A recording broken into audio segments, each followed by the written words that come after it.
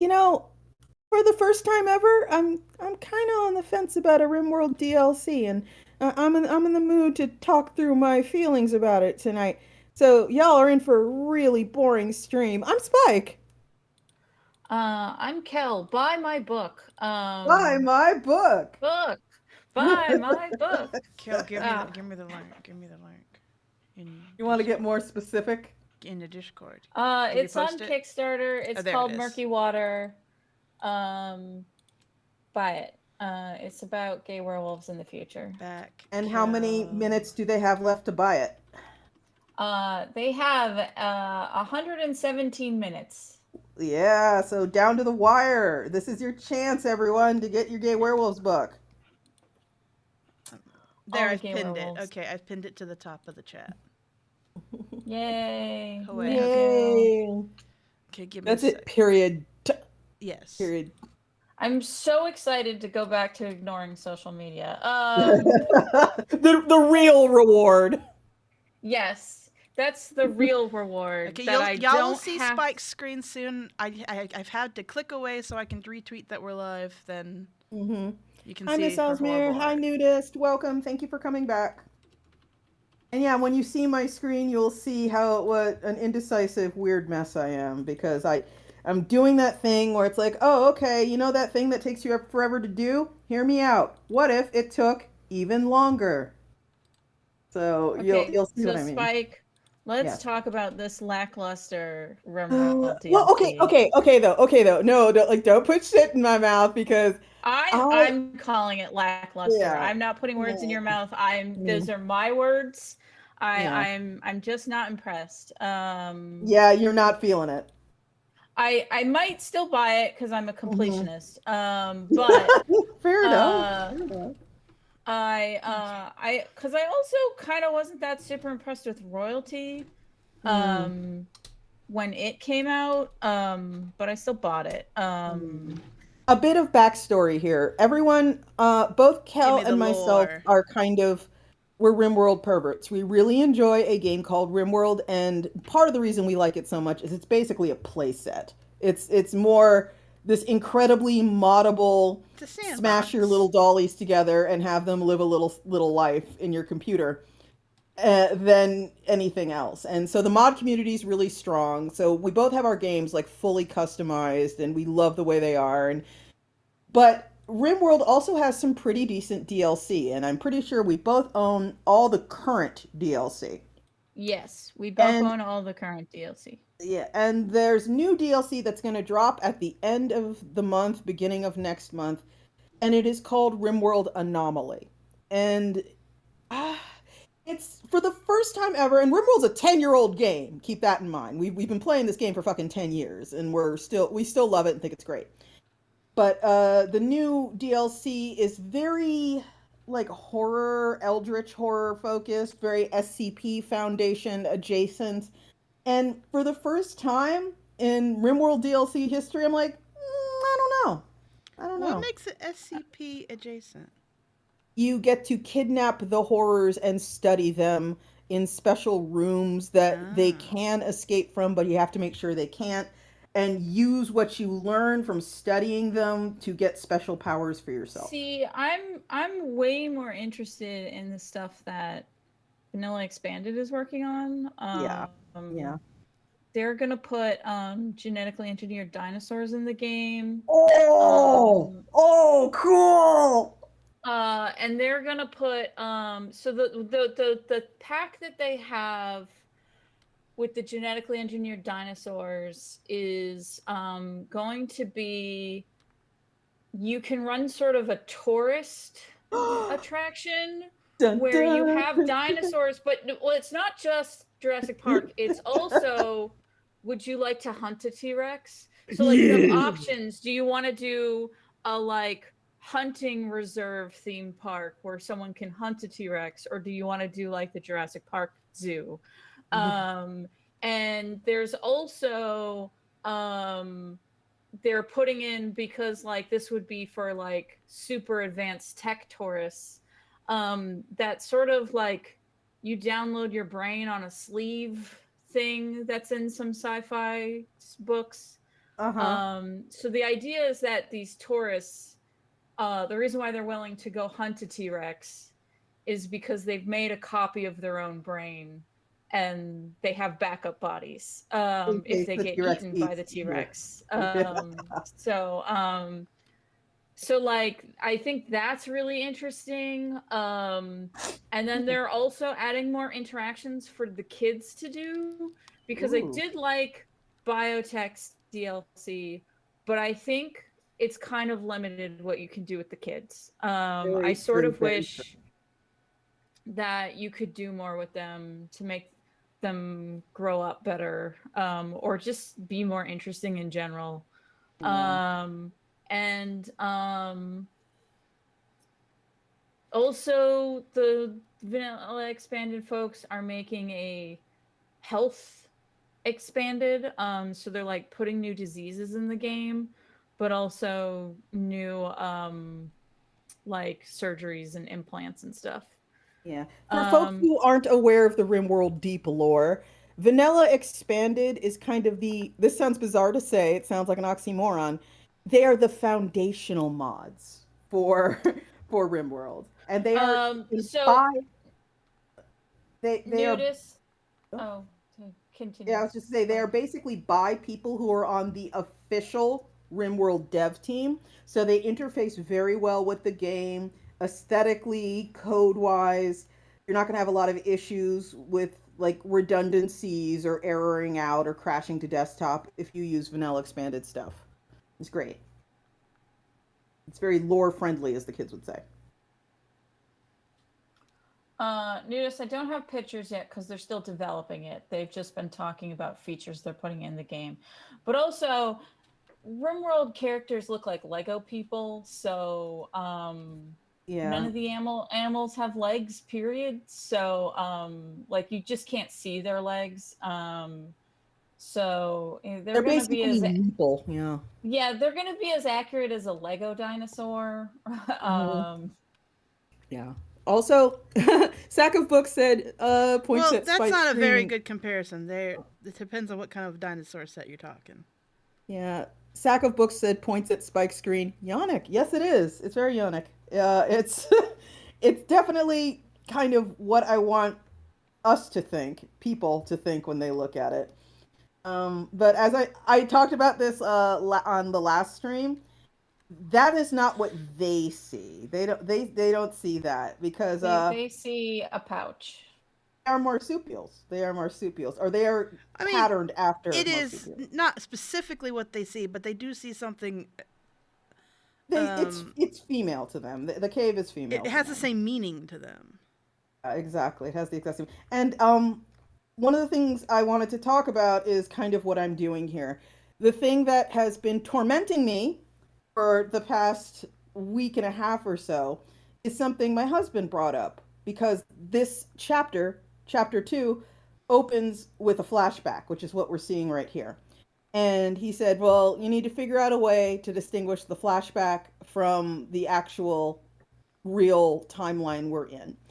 And we went through a few possibilities. Like, it's really popular in manga apparently to just color the borders black, and that is sort of Mm-hmm. understood to be flashback. I didn't Mm-hmm. want to do Enough that. that it caused me problems with my entire webcomic reader. Yeah. Mm-hmm. But I have decided what I'm doing is the entire page. It's very light on this interface here, but the entire page is gray and it has white highlights.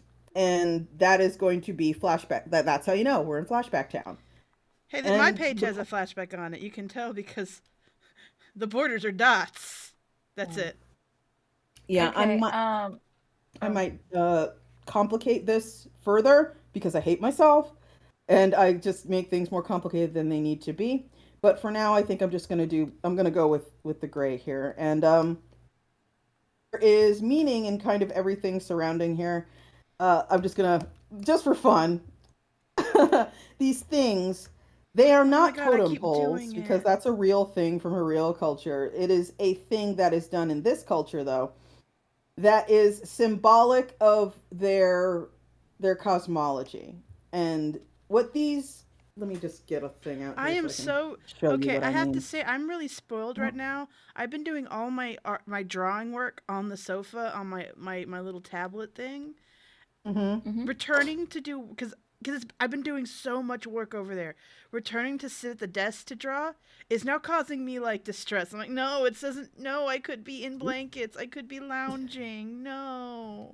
Well, I'm sorry Um, to hear that, but so mm, Spike, yeah. here is what the vanilla expanded people are working on.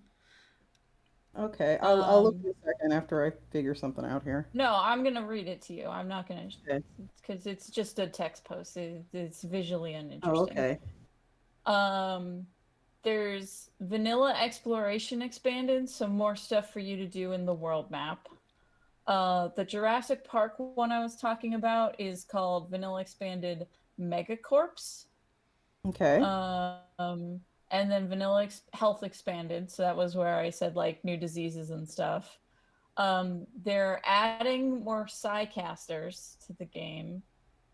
Um, Vanilla Diplomacy Expanded, so you can have more diplomatic interactions. They're changing their insectoids mod in preparation for them adding bug people later. Mm-hmm. Uh, they're going to add birds to the game. They're redoing their medieval mod. Mm-hmm. And then they're going to do childhood expanded, and then vanilla mining expanded is their other one that they have on the list. Cool. Okay, I'm getting back into the group. But yeah, okay, just real quick. These things, real You're quick. lying, by the way. It will not be real quick. Yes, it will. These things right here, No, these are it's more. going to take all stream. It'll take literally 5 minutes, you absolute assholes. These things right here are basically markers that say our clan sort of has, you know, has dibs on what you're looking at here. And you'll notice there's multiple ones of them, and some of them are old and broken. And it just says, it designates this area as this is like a place that you don't go into just willy nilly. You don't fucking spelunk here, asshole. It's a formal area of religious significance to them. So there's no reason to go in and out except for one very, very, very specific reason. And these things, these planks, you notice they have some iconography on them. And again, as sort of mammals, we probably think we know what this iconography is because it has this sort of head peeking out here and then all of these little figures sort of going down, down, down, down, down here. That is not vaginal. That is not yonic. That is the little pouch thing that is Oh, on that's the not what that chest. looked like to me. Oh, it's on the chest of the females. And they have a very simplified kind of, I would say, like Central African, but also kind of has like an Aztec almost vibe of simplifying, drawing the air quotes human figure in a lot of their art. There's no writing because they're all illiterate. There's like a 2% literacy rate, if that, among these people. So everything is very representational. And you'll notice these figures, if I just draw over them, here are the legs, here's the body, here's the arms, and here is the head. And it is sort of leaping downwards here. But if you look closely, you'll notice there are some minor differences between, say, that figure and that figure. And that's because the figure on top is male and the figure near the bottom is female. And you can tell this by the shape of their tails, where the males have sort of these wide, flat paddle tails. The females have these narrow, pointed tails. The males also have this representational cross on the back. The cross is actually illustrated for you very conveniently here with our friend Bettany, who is a full grown man, and therefore he basically has. I thought it'd be pretty funny to have sort of like, people make fun of dudes with like hairy backs and shoulders and stuff, but I just like no, no, it's like that's just what they have. They have hairy backs and shoulders. And because, you have hair on your head and then you have hair running down your back and then you have hair on each shoulders, and it's just a thing that happens to you if you are one of these guys and you are male and you go through puberty, it kind of has a cross shape. So that is super simplified here into a cross shape on the back. And there's the wide paddle tail. And then down here, this is the female. And because this is sort of very symbolic art, it's not massively representational. They don't have those priorities in their art. The pouch, which is on the female's stomach, is represented on her back just so it's super duper clear she is female. And so there are these alternate male and female figures going down, down, down the marker, the tribal marker here. And you'll see that there are multiple of these markers because again, multiple tribes use them. And what you don't know yet, but you will know eventually, is this whole bit up here is just representative of a female. It will make more sense when you see how they're dressed, but this is the head area. These are the very stylized ears. This is the very stylized face. Here is the pouch again. These are hands. And the rest of this whole outfit here is just what they wear. And you're going to kind of see with what they wear when we actually see some women. We haven't seen any yet, but we're gonna. Don't worry. It'll be clear. And yeah, they have this cosmology, like I explained last time. They have this cosmology where basically they think that when their dead are deposited in holes like this in the ground, they are going back into the pouch, and they will emerge from the pouch again one day in a giant, terrible horde to take back the land that is theirs and push all the agrarian assholes into the sea, and it'll all be done at the behest of their goddess Earth Mother, who has incubated them for thousands of years.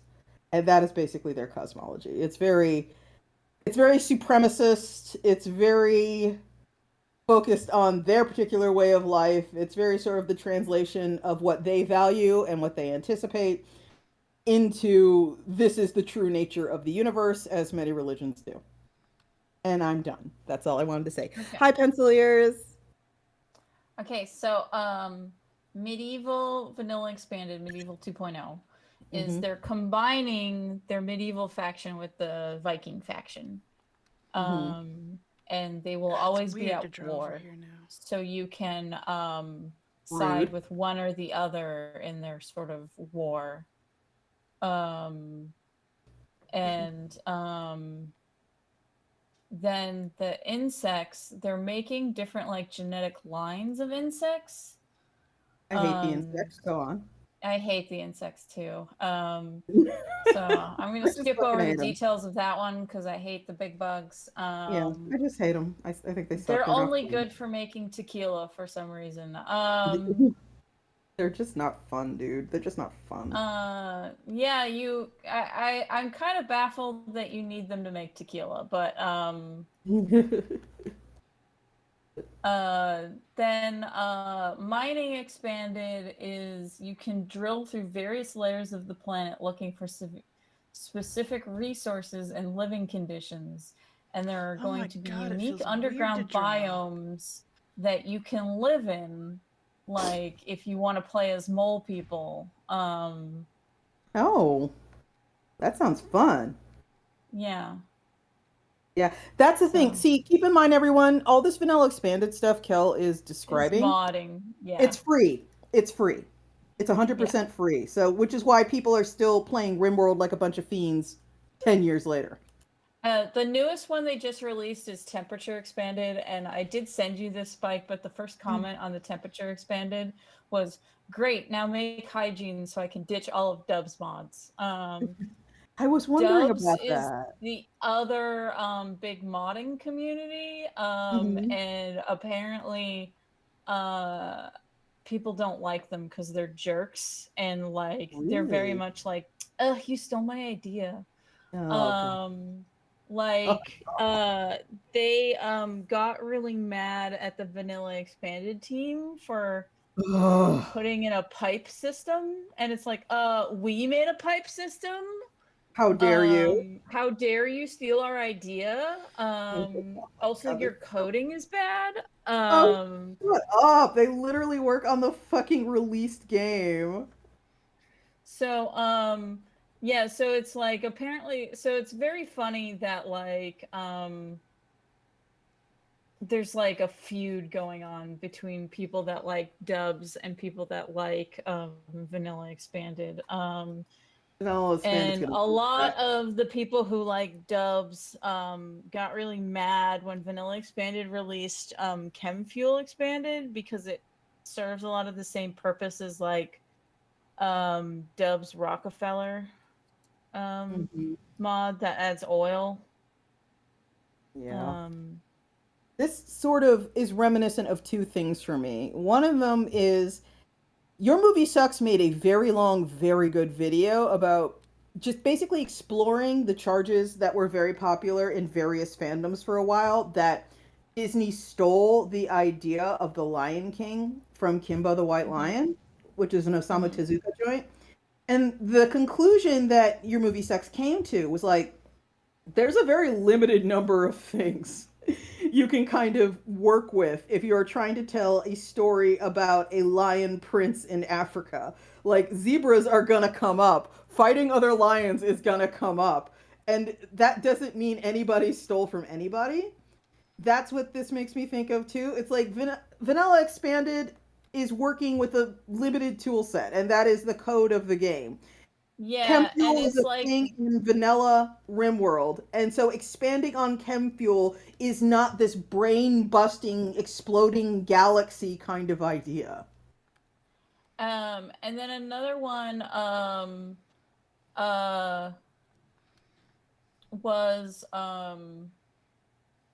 people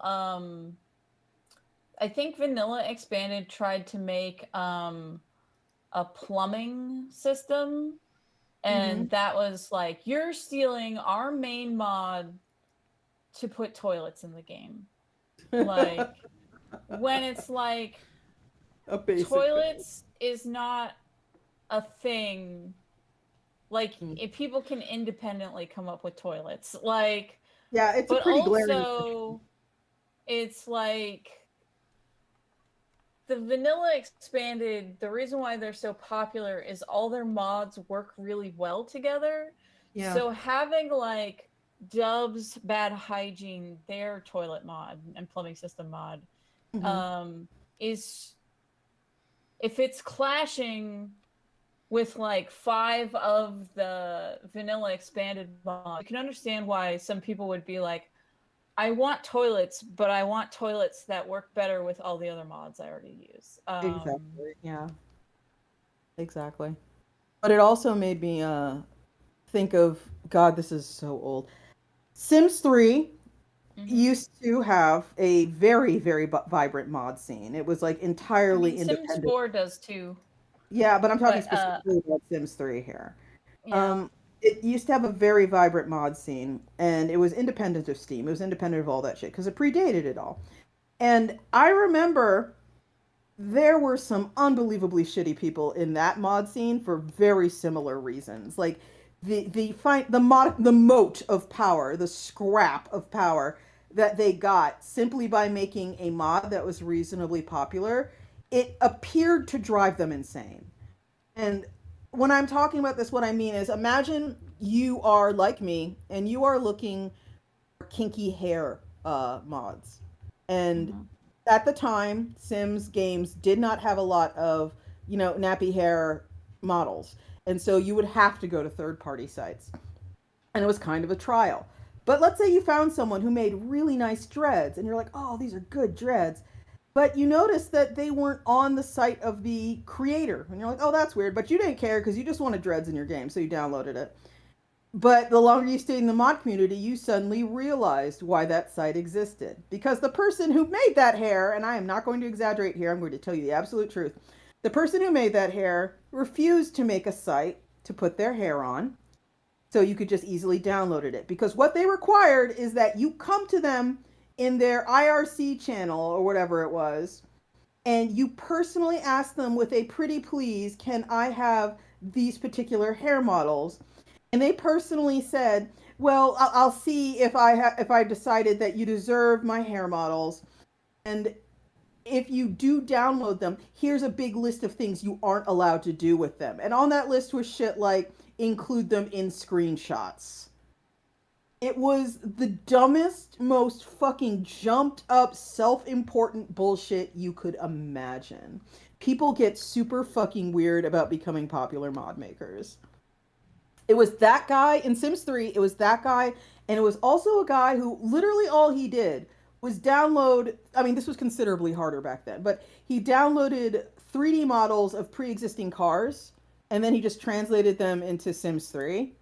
And he thought he was like God's gift to modding for doing that. It was so fucking obnoxious. I'm reading the comments on the vanilla expanded temperature. Mm-hmm. Um, and it is getting nasty. What's happening? Dub's Bad Hygiene already has a lot of these things inside of it. How dare you cuck Dubs by releasing this mod? Like, so stupid. uh, It's literally zero stakes. What is wrong with you people?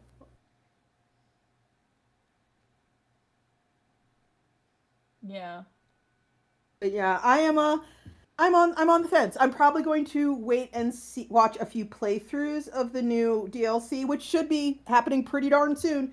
Watch a few playthroughs before I actually decide for sure and for real if I'm going to buy it. Because I play RimWorld. That's me playing with dolls. That's me playing with my dollhouse. I do a bunch of shit. I send 1,000 emails. I have a fucking 3 or 4 hour meeting, and then I sit down and I play with my little dolls and I build them a little spaceship, and I make them take the spaceship to another planet. And all my games end the same way, and the way they seem to end is everyone becomes a space pharaoh, but the space pharaohs are all part of a traveling theater group. So imagine you're trying to like have your life on your planet or whatever, and suddenly a giant spaceship appears in the sky. And it projects onto your screens and into your radios these people dressed like, pharaohs from ancient Egypt, and they just want to put on a play they wrote for you. And you're like, what the fuck is happening? But the play is really good. And everyone loves the plays. Everyone, That's what my game's 90 minutes left to back my Kickstarter. What is your Kickstarter, Kel? Tell us all about it. It is Murky Water. It is the newest book in my City Between series. The City Between is about gay werewolves in the future. Okay. It's a future with no cars and no horses, so I don't have to draw either of them. But each story is self-contained. Murky Water in particular is about a man is found drowned in his living room. And while the detectives looking into it very quickly determine who the killer is, because the murder weapon is magic water, it is hard to prove that in court. So they're trying to figure out how to prove that this person is the murderer. Stargate Rent. Exactly, Netfisher. That's how all my fucking games of RimWorld end. A combination of Stargate and Rent. It's the Stargate cast performing Rent is how your RimWorld games end. Yeah, just imagine you're like trying to watch your Friends reruns and this pharaoh appears on screen and goes, "Hello! Hi everyone. We're from 2 galaxies over and we put together this little play for you." And you want to be mad, but you're like, "Fuck, this is really good." I'm immortal. I'm 90% Archotech. But anyway, here's my little play. The last game I was playing, I was trying to figure out how many children can my colonists have until the game breaks. I've seen some big colonies out there. Because it was a combination of like the game code got optimized, but also I got a new computer. So it's like the combo of the two. How many people can I have in my colony at once before the frame rate decides to die? I got up to 30 and they were still having kids.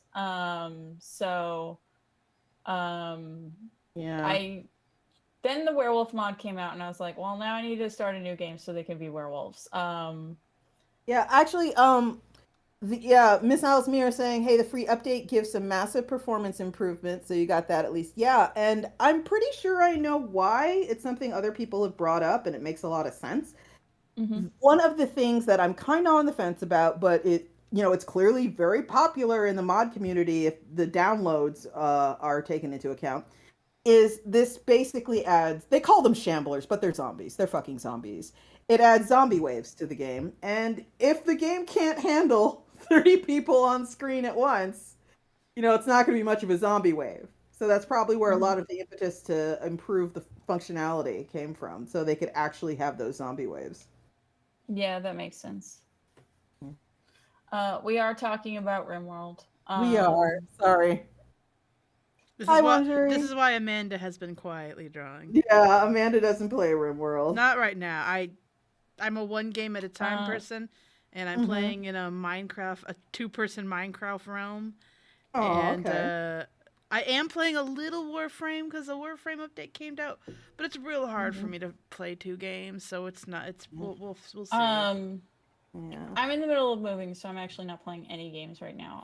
I'm watching YouTube videos about Baldur's Gate. I will probably play Baldur's Gate when I am done moving. I'm about to fall back into a Kenshi hole. I need to kiss that big beefy dilf. Which one is this now? I showed you him last week and you were unimpressed. Oh, that guy. Oh, okay. Yeah. Yeah, I am unimpressed. Sorry. Look, we have an issue here where we all have very different types. We do. And that's okay. That's part of the beautiful tapestry. A lot of the internet wants to be thirsty for that twink, but Vampire. but I want the beefy dilf to pick me up. Oh god. You know what? More power to you. I don't know their characters' names because I haven't been paying much attention because I kind of want to play it someday. I'm like, I'll probably play it in 3 years. Eventually you'll get around to it. That's how I am. Like, if a game's good, it'll be good 3 years from now. I can play it in 3 that's my whole years. yeah. That's what stopped me from buying Starfield. Like, oh, I've talked about this, but there was when I got Skyrim. I got Skyrim the day it dropped. I did that whole thing where it downloaded 99% of the game like the day before. And so I was waiting on that last 1%, the launcher basically. And I sat down and I played that game for 16 hours straight on the first day. And I was just one of those people who, the day Bethesda drops a game, I'm buying it day of. That's just who I am. I love Bethesda games. They've never let me down. They're perfect. They're amazing. Day one. And then they did let you down. And then they repeatedly let me down, and they became incredibly untrustworthy. So when Starfield came around, I remember thinking to myself, wow, that sounds fun. I guess I'll watch a few people play it, or I'll wait for the reviews. So I'm going to just see how it lands before I spend any money. And that was not something I'd contemplate back in the year of 2011, but that's how I am now because it's what Bethesda earned. And I'm sure glad that I didn't buy it. Me and my little brother cumulatively spend $120 on Fallout 76. Oh. I am interested to see what Larian Studios, who made Baldur's Gate 3, do next, because so in an interview they were like, yeah, we're not going to do any DLC and we're not going to do Baldur's Gate 4 because Hasbro sucks. They didn't say it like that, but they got basically were like, the gaming industry has consistently put short-term goals and easy cash grabs where they lay everyone off and then are like, oh shit, we need to hire people. It's a vicious cycle and we're not gonna put up with it. And so because of that, like, even though it would probably make them a shit ton more money, they're gonna do like an independent project next. So that way they're gonna be like they don't. Huh? They're gonna be like Coffee Stain. Probably. Yeah. For folks who don't know, Coffee Stain Studios are the people who put out Goat Simulator as a joke, and it kind of blew up. and they took all the money they made to making Goat Simulator and made Satisfactory. And until they were purchased, I'm pretty sure they were purchased by Embracer Group, like everyone was. But until they were Yeah. purchased by Embracer Group, that was kind of their whole deal. They're all like, "Yeah, we're just gonna do what we want, and if we manage to make money at it, we're gonna do what we want even harder." So yeah, so they did a good job writing all these characters. So if they make another game where you can kiss a bunch of Yeah, beefcakes, doesn't have to be D and I'll D. Yeah. yeah. Oh, yeah, what I was Uh, trying to say is I don't know the characters' names, but Big Red Lady. Big Red Lady. Big Yeah, Red Lady. she's Lady. great. Yes. Um, Yum. she's also Don't laugh at people have me. described her personality as a golden retriever. Um, Ah, so she is a big red lady a who's fembo. excited. Yeah, she's excited that you're there, and she wants to give you a hug with her big arms. And a fembo That's is different sweet. from a bimbo. They have different connotations. I'll fight you in the street over this. Understood. This is Understood. not. This is just a declaration to everyone listening. Hmm. um, Good old Todd uh, Howard, yeah, nudist. Yeah, poor my kid. my pal Molly has been streaming her run through, and she's going through it blind. Okay. Unlike me, she doesn't like spoilers.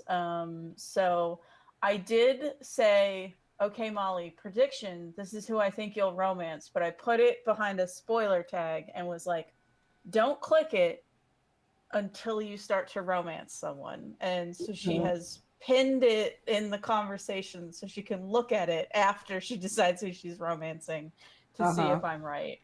Um, Yeah, Baldur's Gate isn't super duper my vibe, but I have been watching. There's a guy on YouTube whom I absolutely adore because when I watch Let's Plays, the thing I value above all else is competence and efficiency. mhm. And there's Oh, this guy opposite of me. there's a guy who goes by Pete Complete, and his whole Mhm. deal is very efficient completionist runs of games. So I Oh, fucking I love hate all his stuff. those. Oh, I love them. I Ugh. love. Oh, he's so good. He gets every single achievement and perfects every single battle, and I fucking love it. It's perfect. Bleh. I And he is currently doing Baldur's Gate. And I'm like, oh, cool, because this is the only way I'm ever going to see anything to do with Baldur's Gate. um I've been watching a YouTuber who he looked up like the statistics on people's choices. Mm-hmm. And he's doing a game that's all the least popular decisions. Hey. So he has killed most of the cast. Okay. So he's not doing any side quests because everyone's dead. Um Who is this? I'm curious. I don't. I hold on. I have to find the link because I saw the thumbnail and I was like, I kind of need to watch this because the thumbnail is very funny.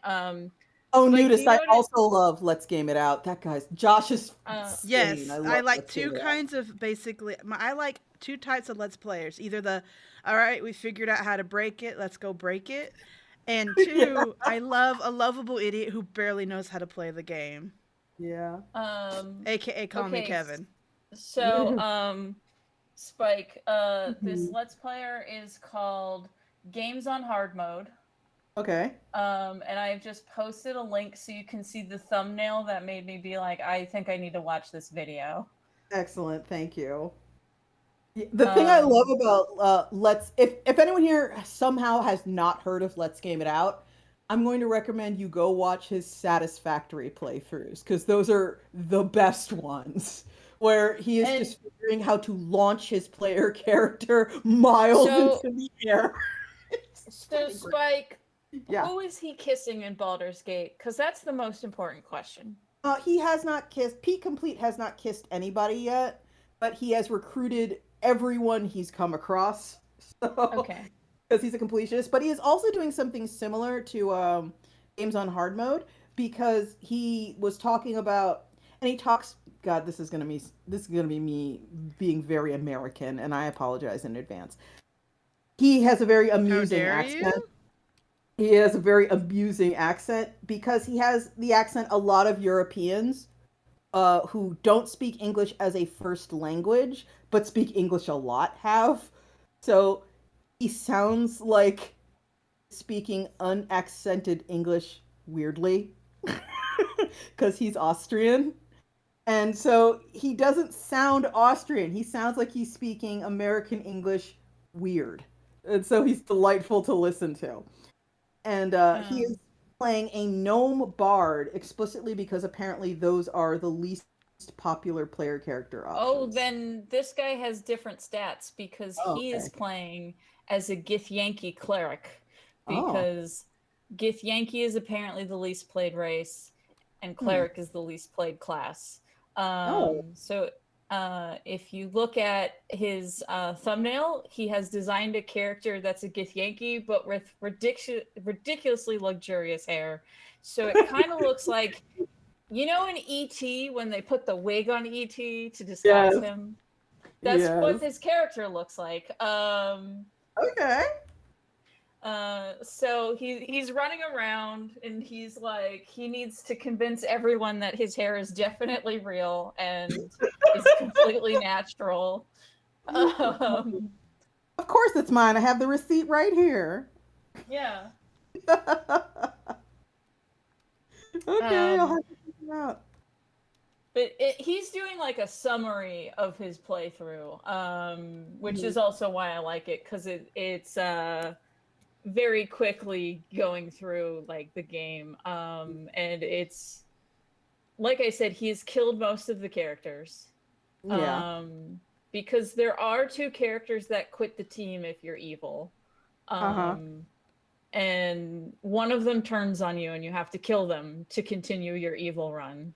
Sure. Um, and then when the vampire guy reveals he's a vampire, you have the option to stake him, and obviously that's the least popular option, so that's what he did. Yeah. So he's just killing all of the NPCs. I love the, reveals he's a vampire. The fucking second you meet him, he's got puncture wounds in his neck and elongated canines. And I remember watching a Pete Complete play it. I'm like, am I supposed to not know? Um, if you get his approval high enough, Uh-huh. apparently he confesses to you rather than you catching him trying to eat somebody. Ah. And when he tells you that he's a vampire, one of your responses can be, "Yeah, no shit." Good, because I remember just looking at him being all like, it's really obvious. It's extremely Yeah. obvious. You are clearly a vampire, sir. Molly has not put that together yet. Oh. She she's just started the game and she did notice the puncture marks, and Uh-huh. then she was like, I didn't know that there were vampires in this game. So she doesn't know that he's a vampire, but she knows that he has been bitten by a vampire. Oh. Oh dear. The fact that he's walking around in the daylight Yeah. does Hmm. maybe diminish this guy's a vampire vibes. Yeah. Yeah, I suppose there is that. Um, and that's who the internet wants to sleep with the Oh most. God, the whole fucking internet, the entire internet. Yes. What's the fuck that one? He is right now the internet's blurbo. And there I did watch an interview He's with his pretty. voice I would make an actor. exception. Could have been a tick. No, no. I watched an interview with his voice actor, and his voice actor is like, they asked like, well, what like inspired you about like the way you deliver your lines as him, or like, because they also did the motion capture for the Uh-huh. characters, and like his movements, like what were your inspirations? And he was like, so 3 years ago, I met a feral cat. Um, and he's like, now he likes me enough that I can pick him up, but it took me so long to earn his trust. Yeah, And understand. so I told Molly, because she almost missed him. Like she walked past where he is, and I was Uh-huh. like, Molly, you have to go pick up a stray cat. Um, Yeah. Yeah, I'm getting the same vibes that I got when there was another game. I Could think it have was been a tick, Dragons, Spike. I don't know what that means. it probably was the bite. the bite marks on his neck that are vampire bite marks. Ah, okay. Yeah. There was another game a while back. I think it was Dragon's Age. I forget which one, but there was a guy in it, and all I could think was he must have an amazing personality because he looks really stupid, and yet everyone wants to fuck him. Oh, what did he look like? He's the one with the mustache.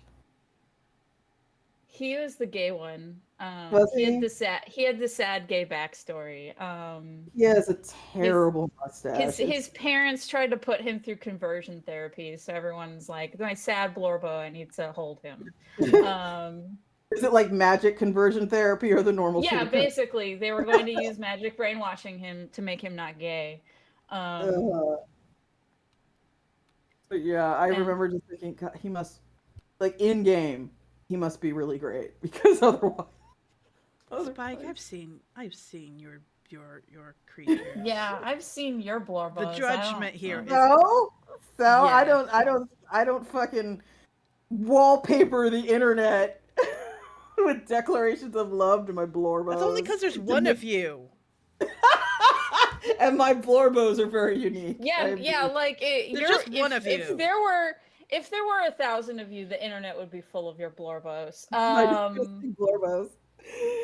Oh, little But, wimpy guys, of course it's going. Oh no. So yeah, Vampire Man is a stray cat, and Spike, I want you to picture that whenever he's on screen in the Let's Play now. Okay.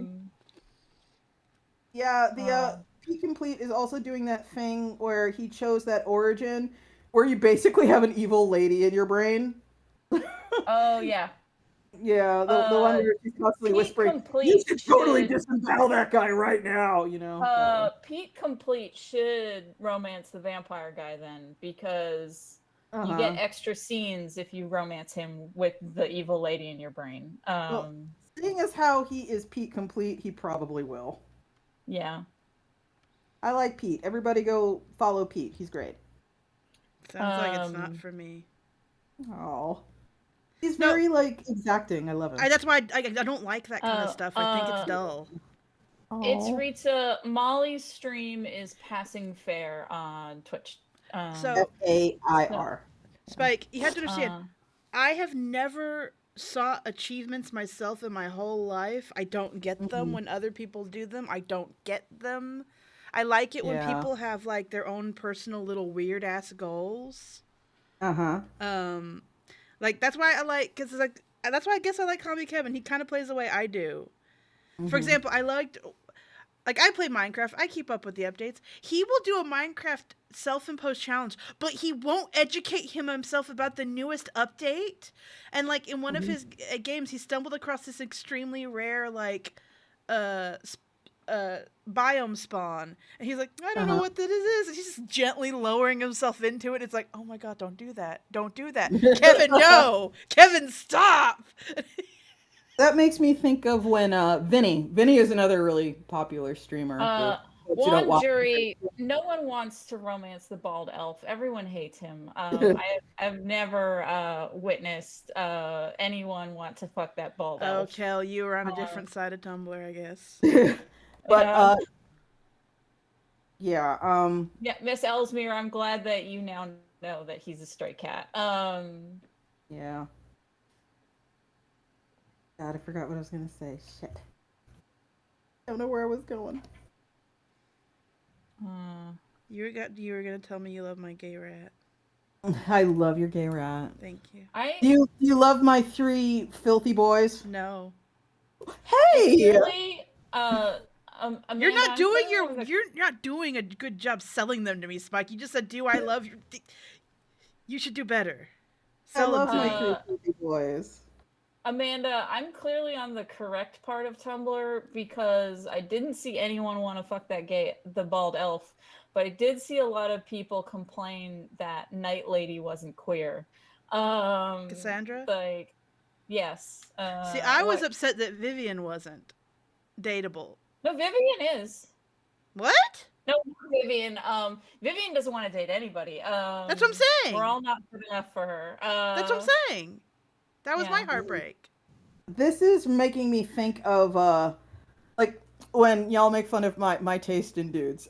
This is making me think of the one guy in Stardew Valley you couldn't romance, and everyone was all like, "But I can trash fix him."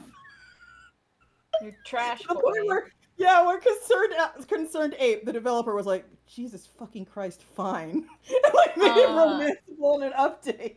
But he's like, "I don't know what's wrong with you. Why do you want him?" And he was like, "Oh, Spike, gross." I have enough alcoholics in my life. I don't need them in my wish fulfillment fiction. I can fix him. I can fix him. But there's if I forget his fucking name. Was it Sean? Yes, it was Sean. Yeah, there is for folks who haven't played Stardew Valley. There's a whole bunch of romanceable characters, a whole bunch, and they, their various personalities. There's kind of when the game originally launched, it tried to do that thing where there was like a little something for everybody. There was like the mopey goth boy, and there was the tomboy.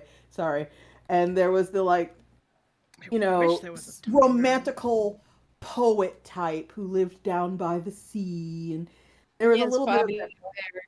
bit of Fabio knockoff. There was a little something for everybody, but there was this one character who was super depressed and walked around in his like PJs and slippers all the time, and worked at what is essentially the Walmart of the town. And he was not romanceable, and he was always really, really unhappy. And everyone was all like, "Why can't I romance this guy?" And I was one of them. And I, under protest, because I wanted to marry someone, I ended up marrying the goth boy, even though I didn't really want to. Because I wanted to marry someone. I wanted to see, all those interactions. But Concerned Date made the fucking pathetic alcoholic romanceable, and now I want to go romance the pathetic alcoholic. I've been meaning to do that for literal years. But for me, also the one person in Dragon Age, the dude that everyone wanted to fucking He's my little trash bag. Fuck yeah, Miss Ellesmere. He's a trash bag. The dude that everyone on my Tumblr wanted to fuck was Iron Bull. So I'm following the correct people on Tumblr. I saw them too. The big gray guy with the horns, correct? Yes. Yes, the beefcake. Yes. Okay. I romanced him on one of my playthroughs because I don't play as like me. I play as like different fictional characters of mine, which is how I ended up having one of my playthroughs romance Blackwell or whatever. He's the most boring. Immense regret, but that was what that character would have done. I was just being true to her. It's just role playing. Sometimes you don't agree. I just remember picking the options and like sneering, like, "Why are we here?" Also, I just also remember in Dragon Age 2, everyone. I feel like a lot of the people I followed romanced Fenris, and if they didn't romance Fenris in Dragon Age 2, then they got their terrorist boyfriend from whatever his name is. I forget his name.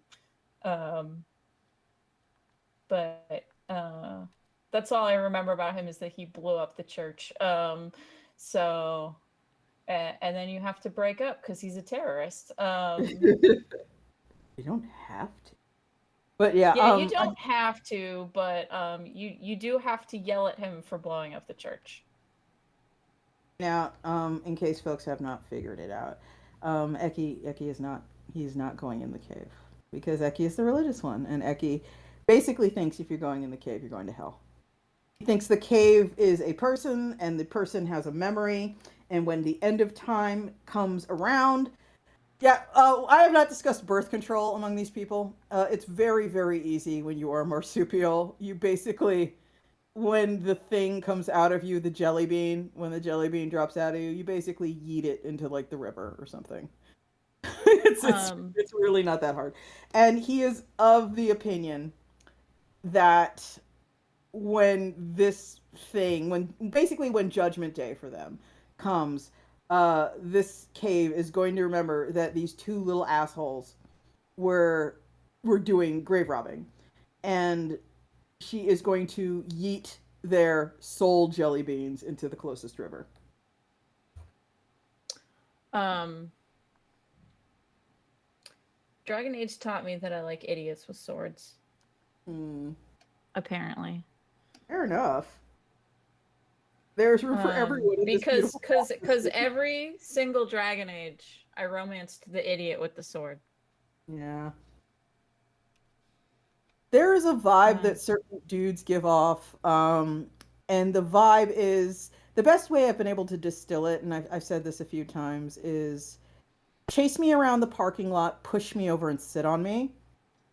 And that's your favorite guy. That is my favorite guy. Sometimes games have that guy, and sometimes they don't. I just want to be so squished. Idiot with sword. You just want a fembo. No, I want to be squished by a very large lady, just like compressed into a cube. All she wants to do is see you turn into a giant woman. Exactly. Yeah. I want to be compressed into a cube by a very, very, very, very large, strong woman. Personalities are allowed to vary. I'm just saying. I have other types too, but primarily, please. So Dragon Age 2, Dragon Age 1, I romanced Alistair because he's the idiot with the sword. Yeah. Dragon Age 2, I was annoyed that I couldn't romance Aveline because she's the idiot with the sword in that game. And then in Dragon Age 3, if I play as a dude, I romance Cassandra, and if I play as a girl, I romance what's his name, whose voice actor, it turns out, is a fascist. The vibe is bullyable. Correct, pencil ears. I am bullyable. That's the vibe here. Cullen, that's the idiot's name. There are 60 minutes left in my Kickstarter. You should go get it. 1 hour. 1 mere hour. Go back it. Go back the City Betweens latest installment. Yes. There's no idiots with swords, unfortunately. Yeah, nothing's perfect. It's okay. There's just a sassy werewolf detective. I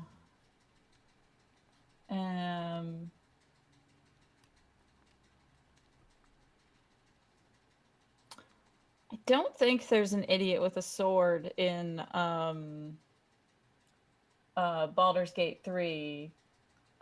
Beefy Lady is the idiot with giant club to beat you with. That counts. The guy with the sword is not necessarily dumb. And the lady with the sword is more like, I will destroy you. I watched a video that was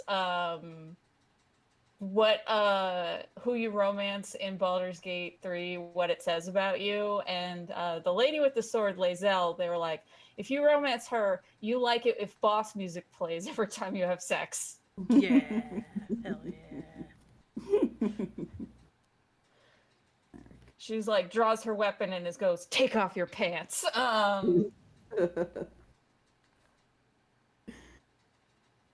Yeah, Netfish is saying the idiot with the sword is the player. There you go. Oh, fair enough.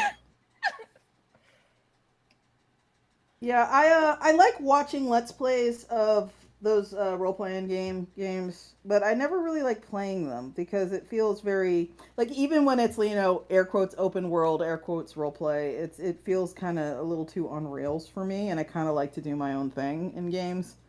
The closest I come, it's like, that's kind of why I vibed with Skyrim so hard.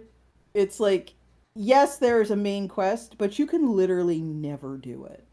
I bought Skyrim for a few dollars years after it came out, and I've never beat the main quest to this day. Yeah, you can just literally never do it. Like, you can go and get a mod that strips it completely out of the game. Oh, I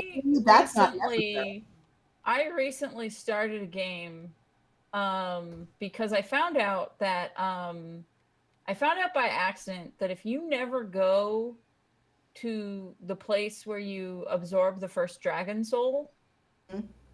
the dragons can't spawn. Yep. Correct. So I was like, how far in the game can I get without the dragons spawning at all? Pretty far. Um, Pretty the far. answer is you can complete most of the game without Yeah. dragons. Yep. There's definitely stuff that is gated off, obviously, but you can complete most of the game. No, most of it is not. Like, it's really just the main quest. Yeah. Yeah. All the main quest is what I was talking about, but yeah, I just I wandered that game for like fucking hundreds and hundreds of hours, and Nudish is then asking when I if ran there's out of shit to do, that's when I addressed the main quest. Nudist is asking if there is a werewolf Columbo. He is less Columbo, and more.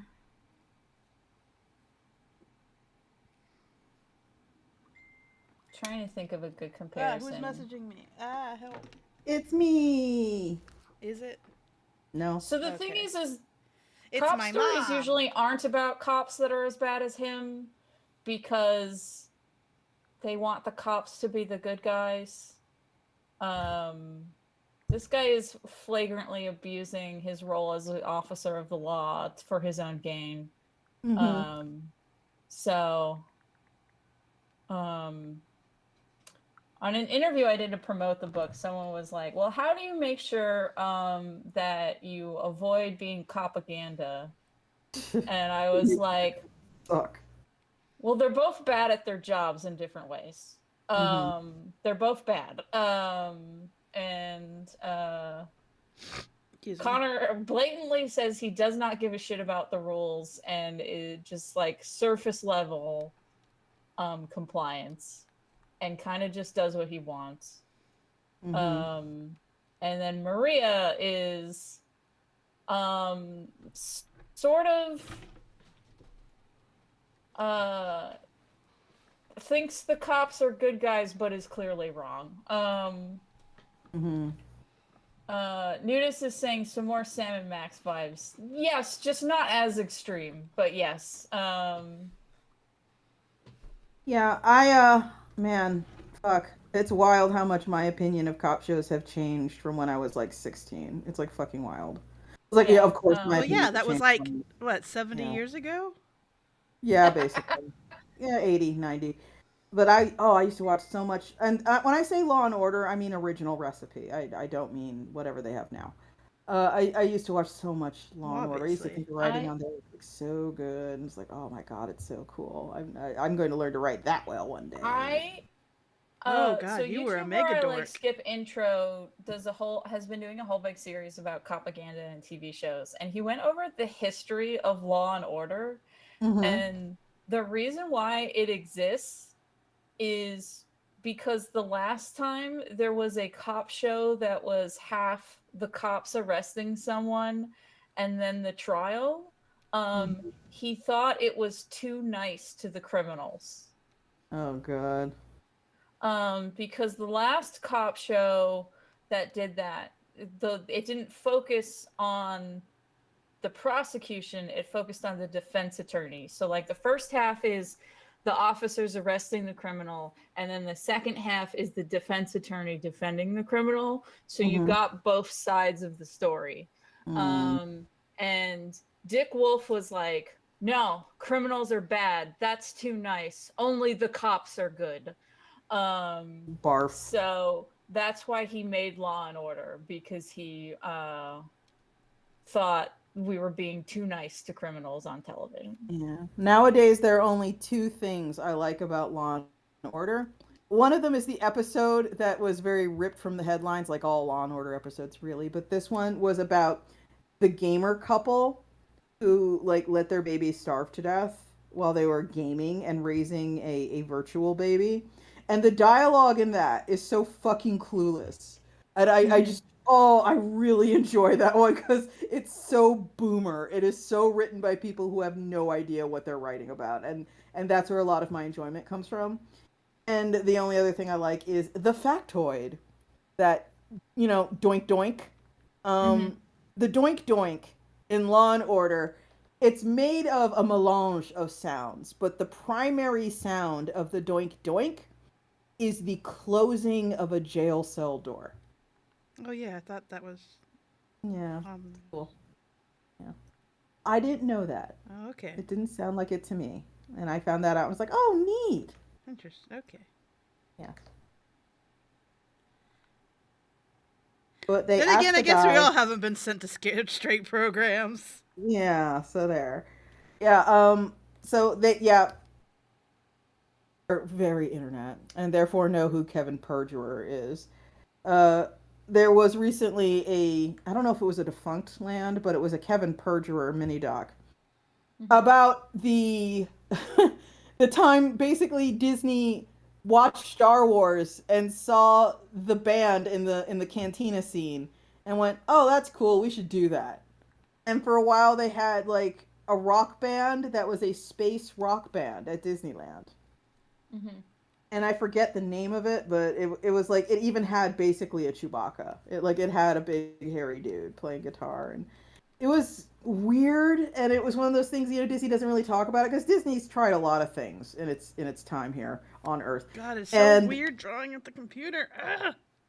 you know what, I'm actually gonna let me put the brakes on this for a second. Let me go look up that new Defunct Land The other difference documentary. between drawing on my the little tablet PC and drawing on the computer is my Cintiq has a really high resolution that's hard to turn down, Mm-hmm. Mhm. but my um tablet PC has a lower resolution, which I actually like better because not everything's so tiny and fiddly. So I'm having I'm frustrated because it's like I have to zoom in way. It's a whole thing. It's just so tiny and fiddly. It's wigging me out. Okay. Oh God, and then the American Idol theme park experience. That was such garbage.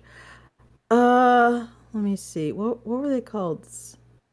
Live from the space stage, Disney's Forgotten Sci-Fi Rock Band. Okay. Let me click this shit and see if I can't get a name. Of course, Where then are I'll they? get I you. remember Then I'll watching that video. I think it Helix. was, yeah. Helix. They're called Helix, which is doesn't mean anything apparently. But it's really good. And everybody should go, and I mean, if by some miracle you have made it this far where you are watching like three fucking nerds stream to 20 people while they draw fucking web comics. If you've somehow entered that part of the internet and somehow don't know about Defunct Land, Spike. That's I you should don't definitely check it out. that seems way more likely than you're making it sound. Oh, I think Defunct Land is way more Yeah, but mainstream people. internet than we'll ever be. Yeah, but like that doesn't mean anything. But the internet is so vast and And fractured everyone's now it's that, big. like, Everyone yeah. has different interests. I have been recommended by y'all people who are apparently famous, and I'm like, who the fuck is this? God, I've had that experience so many times. Exactly. So make no assumptions. Fair enough. Oh. A jizz band, if you will.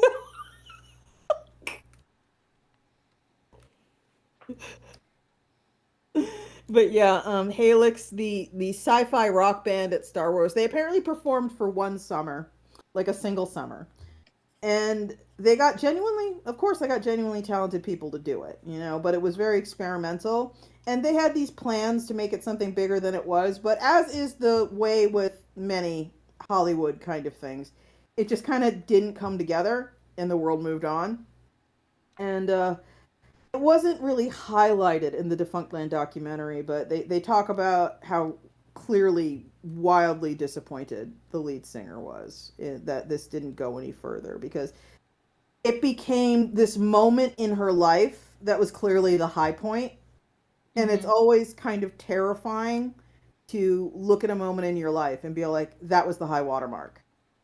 Like very few people have that conscious knowledge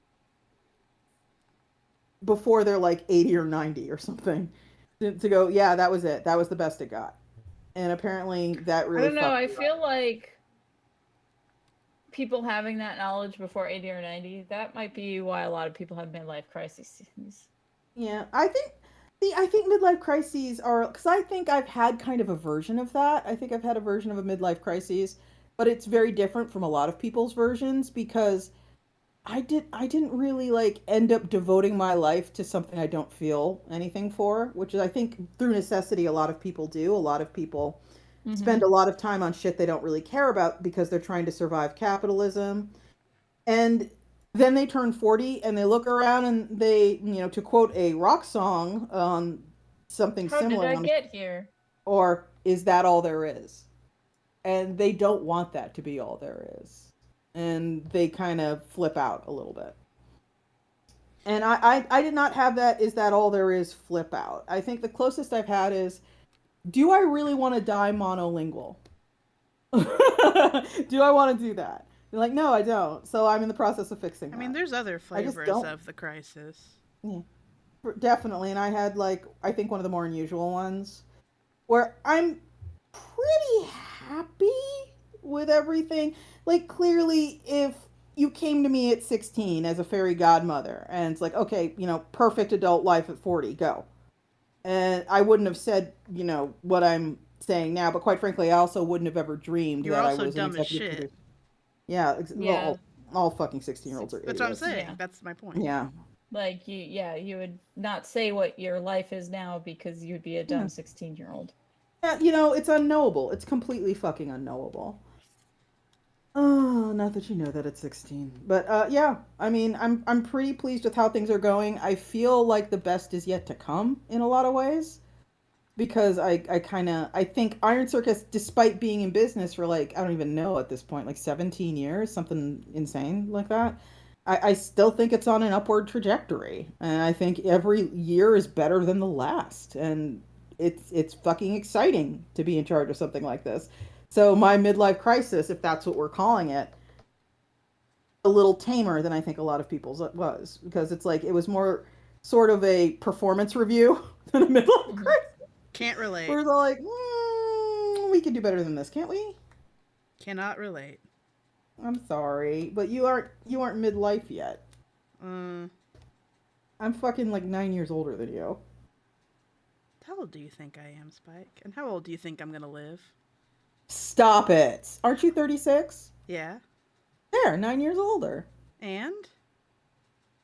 I am actually midlife. You're not. Well, 36 is young as shit.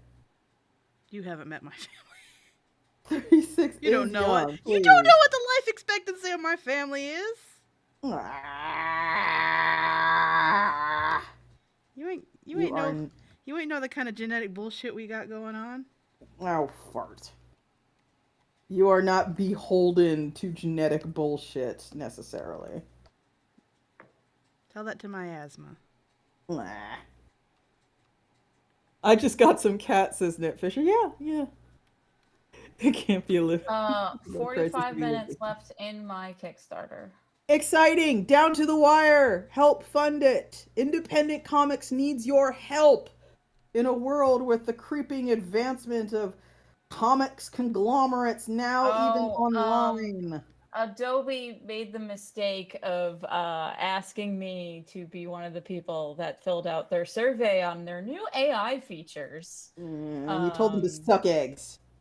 Well, I did fill out the survey to be Uh-huh. like, they're like, what are your plans? Do you plan to use any of our AI tools? And I was like, no, because it is leading to the destruction and devaluement of artwork.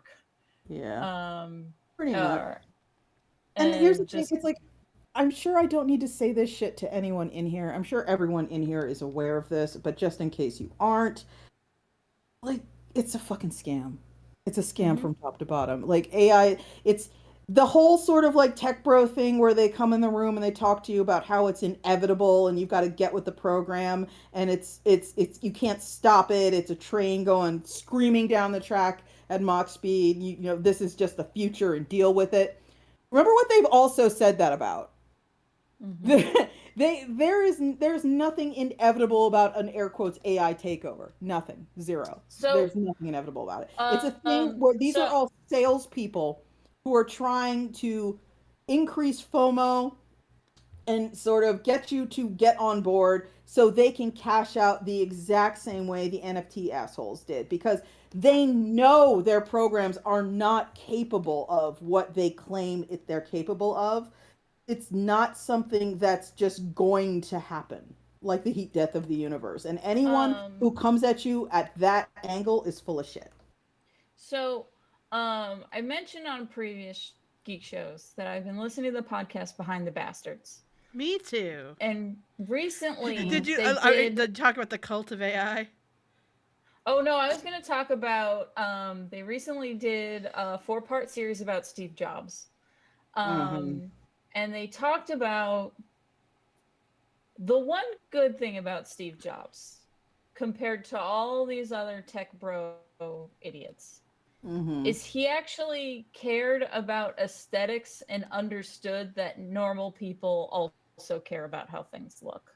Yeah. Um, and one of the reasons why current tech bros keep failing is they all don't give a shit about aesthetics and don't value them. So that's why Mm-hmm. they keep pushing like ugly ass NFTs. And Yeah. then no one actually genuinely wants them. The only people buying into them are people who like want to like or Rich. foolishly think they're a good investment. Mm-hmm.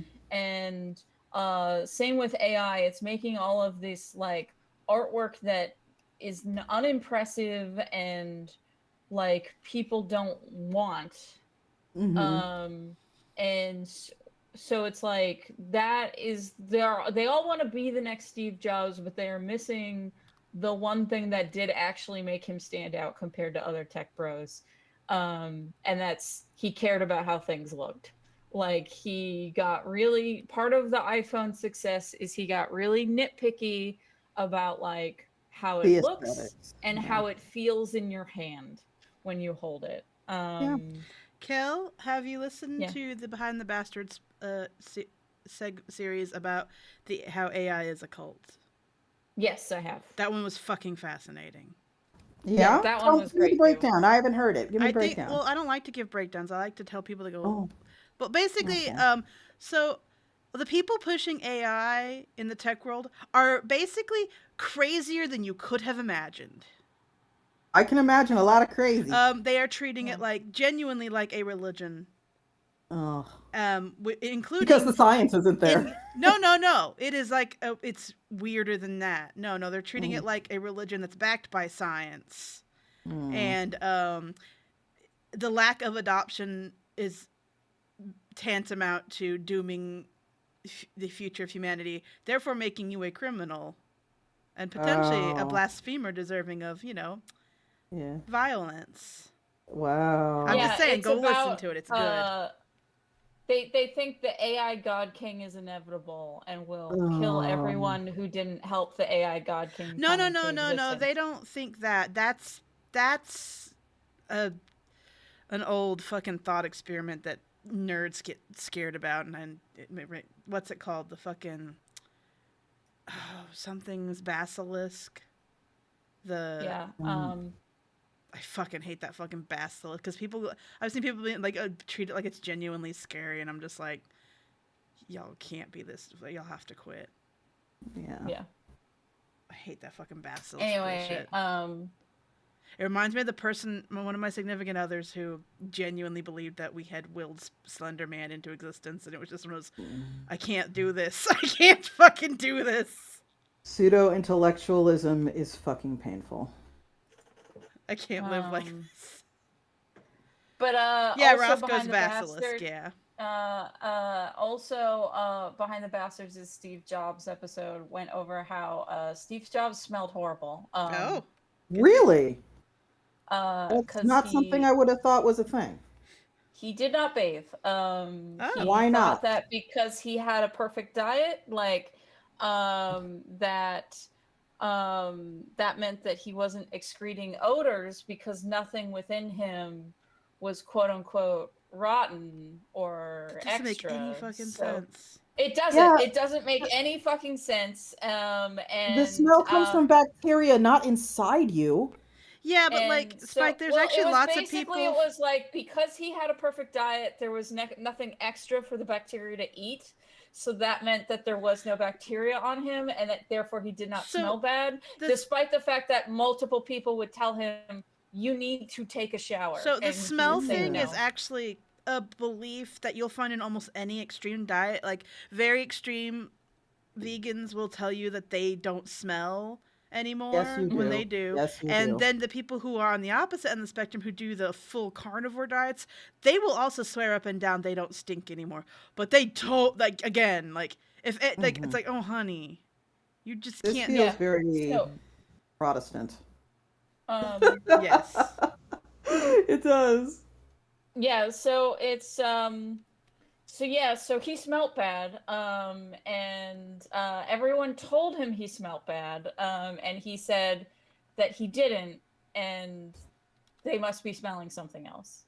I know the carnivore diet people, because more specifically, just because they're kind of the up and coming bullshit. Well, no, they've been around forever, but they come in waves. Yeah, you I know was about how to it is. say, They that's come not in new. waves, and they're currently hitting a big wave on the TikTok. Mhm. They also argue, one, they don't smell, and two, Pencilier's saying, "Oh, I have smelled the vegans."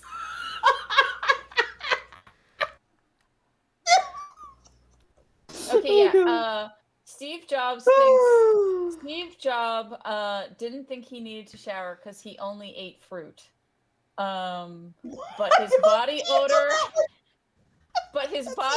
had him banished to the night shift when his colleagues complained about the smell. That is so bizarre. Well, that's the thing. I don't think. And that's the thing, like, you're going to smell no matter what you eat. You're going to smell even if you only drink water. Unless you're basically Japanese. Because remember, they have, like, different... there are other smells that your body can make. Yeah. There are other East Asian countries that also have that gene. So, Yeah. it's not just Japan. Yeah. Also, there are also other smells your body makes. That's not the only one. Yeah, and you can be Japanese and you can smell, because that it's something like minority percentage of Japanese people do have body odor issues, the same as everyone who doesn't have that differentiation. And I know this because during World War II, when Japanese, the Navy, they had submarines. One of the requirements to be a submariner in the Japanese Navy is you had to have no body odor. You had to be one of those people who had the genetic lack of BO, because they couldn't have you on the submarine if you weren't. Nat Fisher, this is a thing that happened that Steve Jobs believed before he got rich. So this isn't money making him go crazy. This is money allowed him to force it onto other people. Nudis, they did not mention his license plate and the car. They did talk about how he named a computer after his daughter, but wouldn't admit it. Why wouldn't he admit it? A lot of people name shit after their kids. Because he's a horrible person and was a horrible father. Okay, fair enough.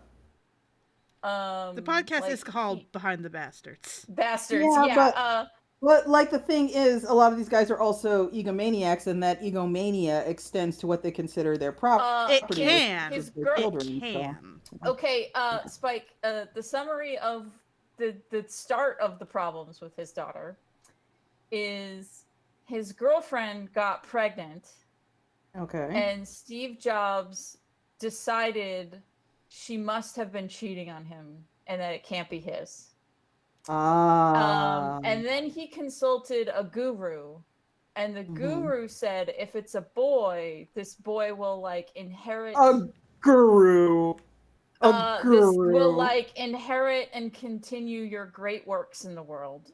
And if it's a girl, it's not yours. And he believed the guru, and since it was a girl, he was like, that's not mine. Wow. And because of his denial of this this kid being his girlfriend and daughter were on food stamps while he was making his first million with Apple. What, I would sue him so fucking hard. Oh, they did. And I haven't I would listened to sue this him. episode yet. I would be like, oh bitch. because basically what happened was the state of California was like reviewing Apple's paperwork and then found out Steve Jobs' child was on food stamps and welfare from the state of California while he was making millions of dollars. And so it wasn't even his girlfriend and child that were going to sue him. It was the state of California was going to sue him for defrauding the state of California's welfare system. So he finally agreed, and then he got into a big legal battle with his girlfriend over child support that dragged out for a really long time. And then his girlfriend's like, and then he suddenly signed it extremely quickly. And the reason why is because Apple was about to go public, so he wanted to agree to a lower amount before it was public. Oh, he was wow. So much richer. What a fucking pig. What a fucking pig. Then he like yelled at his child for doing regular child things. Her voice was annoying. That's one of the things given as an example of a thing that he yelled at a 5-year-old for. Wow. And then he named a computer after her, but then denied that he named it after her and hired the like R&D department to make up an acronym that he could claim was what the computer's name stood for. Oh my god, that is so fucking weak as shit. And then I don't know if I can listen to this. Like not from you, but yeah, according to his daughter, he didn't admit that he named the computer after her until they were at like a charity thing together and she was an adult. And Bono was seated next to them. And Bono, who doesn't know that much about Steve Jobs, gets introduced to Steve's daughter, Lisa, and remembers there was a computer named Lisa and goes, hey, was the computer named after you? And that is when Steve Jobs finally admitted that he named the computer after her because a celebrity asked. Oh my god, that is bad. Yeah. It is Lisa. That sucks. That sucks. Yeah, I've got that one locked and loaded. It's like how many parts is it? Like 4. That one's waiting. It's 4 parts. That one's waiting for when I'm in a moment of need. I have like 1,000 pages to draw in like 2 hours or something. You know? A moment of need. You know how it is. I get it. I need drawing companions, and there are some things I save am currently. Oh, go for it. No. I was just saying, I am currently uploading the newest Placata page, which is why I'm so quiet. Yeah. So, Steve Jobs has earned his spot on Behind the Bastards. Behind the Bastards keeps being like, one day we'll do our episode on Oprah. I can't wait for them to do that one. Oh no! Oh, that's gonna be bad. Oh boy. See, it doesn't look centered, and that's bothering me. I gotta do something about that. God, she platformed a lot of awful people. She sure fucking did. But the Steve Jobs one is like wild because it is about him screwing over everyone that ever helped him. Yeah, I remember like one of the first stories I ever heard about Steve Jobs was when he was at his first job as a programmer, and his boss gave him bug hunt bonuses. So every time he optimized something they manufactured, he would get a pay bonus. And what he would do is he would just pass all the work on to Woz, and Yes. he would pay Woz like a couple $100 out of the But they go multi-thousand over dollar they bonus. no, so they go over the story and they were paid like $1,000 up front that they split Mhm. 50-50 to debug and make more efficient this thing. And then Mhm. they did it so well, they got a bonus, and Steve just didn't tell Woz about the bonus. So it was one time, but it was a very big bonus. Yeah, So and it's very indicative of the kind of person he is. and Woz found out about it by reading the first biography about Steve Jobs. Wow. Just like And a casual apparently piece of shit. Just like a casual piece of shit. apparently cried when he learned that info. I can believe that. From everything I've heard about Yeah. Woz, I can believe that. Yeah, it Oh. sounds like he was a genuinely good person. Sorry about that. I don't. Oh, you probably didn't hear it. Maybe you did. No, I didn't hear anything. I don't know what you're Okay. talking about. Yeah, my computer made a noise at me because I'm saving over a file. Huh. Huh. Huh. Huh. Huh. Oh, Sophie's in my chat. Hi, Sophie. Hi, Sylphie. Sylphie, by the way, if you look at Iron Circus social media, that's Sylphie's work you're seeing there. I recently, not recently, it was a while ago, but Like I a couple recently months ago. in Iron Circus history, I fully surrendered the social media for like the first fucking time to Sylphie's tender ministrations, and I'm now like fully divorced from what used to be like a major Oh, so job we're of just mine rewriting over here. history now. Yeah. Amanda, You yes, gave it that's to true. Amanda first. I gave it to Amanda first, but So I there's 25 minutes left, and I'm woohoo, $77 away from 8,000. So woohoo. Sophia's drawing a Baldur's Gate 3 doodle, she says. So Oh shit. Sylphie, who are you drawing? Is it the vampire elf twink, or is it the beefcake dilf? There we are. Please be the correct file. Oh, come on. You are perfectly fine. Don't do this to me. I'm not Okay. fine. There we are. So that's page one. I've been doing this that's thing page with the character. Some of the characters, when their hands aren't flexed, they're just little paws. Okay, Oh. Sylphie is drawing the Twinkie elf vampire. He's more of a twonk.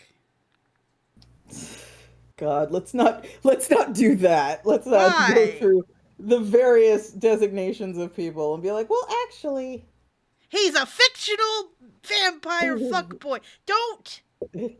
I can do what I want. Fair enough. Fair enough. If I flip my desk, but it's a standing desk and it has a crank. It's very heavy. And I'm very tired. Just imagine, please, humor me and assume I flipped it. I am updating my pillow fart as we speak. Let me just link, right? Yeah. This is so dumb. I'm so dumb. I'd like to share how I'm dumb. Basically, so since I'm on Pillow Fart and on something that is not custom built to upload comics to, but I'm so fucking stubborn, I won't change anything about that. Since I am on Pillow Fart, I am currently going through the whole little, For people who previous probably next. who don't know what Spike's talking about, it's not called that. It is called Pillow Fart. And I'm just I'm going through, and like at the bottom of every page is, the first, previous, next buttons, and there's also the chapter dividers. So I currently have prologue, chapter 1, intermission, and now I'm adding chapter 2. And I have to do all that shit by hand. Oh, that reminds me. I've been slowly working on how to code manually a webcomic on your own website that has templates so that you don't have to edit every single page when your first and last changes. And I need to finish that and put that tutorial up because people should have their own websites again. Yes, they should. Pillow Fort They is fun. should. Pillow I Fort is worked at fine, Apple but from again, it 2002. doesn't. Again, if you have your own website, so many of these things are possible. Nudist says, I worked at Apple from 2005 to 2013 and went to training at Cupertino for a month while Jobs was still alive. I haplessly ate a giant burrito with him sitting directly behind me, my brush with greatness. Oh, okay. So, all right, that's chapter 2. Let me make sure I'm doing everything correctly here. Previous, next, prologue, chapter 1, intermission, chapter 2, current. Okay, page 53, up, ready to go. All right, and then we hit publish. Woohoo! Very And much looking forward to that. Yeah, I just have to finish it because here's the thing: I'm not great at coding, so I'm sort of like, making sure all my I's are dotted and T's are crossed and all that because it's like I don't want to give people like templates that are really shitty. So I'm just trying to make sure everything works good, and I'm making 2 versions: one that's extremely stripped down and one that's more modular, like if it has a sidebar and an ad bar that you can just hide with a little bit of like comment hiding, how you can comment hide things in code. If you comment hide these sections of code, the sidebar disappears and then the website nudges over to fill where it was. by the way, Spike, Amanda, now what? that you're posting in the Discord chat, you need to look at that Gloria Skith Yankees hair. oh, I see it. Yeah. I'm posting a link because Amanda, could you put that in the chat of the, No. yes, put that in the chat of the thing, the the Google the YouTube chat because I can't post the link myself. I Okay, know. I am in charge. so that's what it looks like in real life, everyone, and not through the blur of my screen. And now I have to actually go back and like change a bunch of shit. Okay. So now I have to press edit on it, get the post URL, copy paste that, go to the previous upload, edit that post because it has next in it, and we have to actually link the new page. Like The other that, thing about and doing this save. tutorial is I'm going to make the tutorial in a way where, like, no, you do need to go learn basic HTML because I don't want someone to download this and not know how to troubleshoot their own shit. So it's going to be done in a thing like, you do need to learn basic HTML. I'm sorry. I'm not teaching that. But I am teaching you how. Because it's really simple. It's just like every time you make a new page, you just copy paste the code from the previous page and you just change 3 or 4 numbers. That's it. You just increase them by 1. That's all you do. Chapter 1. Next. Okay. And obviously 20 it'd be minutes better. left. Obviously it'd be better if you had like something to automate it, but this is the whole point of this tutorial is just to prove you can do it without any CMS, without any automation. Because guess what? Automation breaks. This literally can't break. It can't break. It just can't break. Since there is 20 minutes left, yes. people in the chat should ask me questions about my comic. I will answer them. Yeah, sure. While I'm being super boring and just updating my Pillow Fort's bottom boring. blurb, that sounds like a good plan. So everyone ask Cal questions. Yeah, there's a delay, so I gotta wait for some questions to pop in. Yeah. But I like to draw my werewolves in my futuristic city.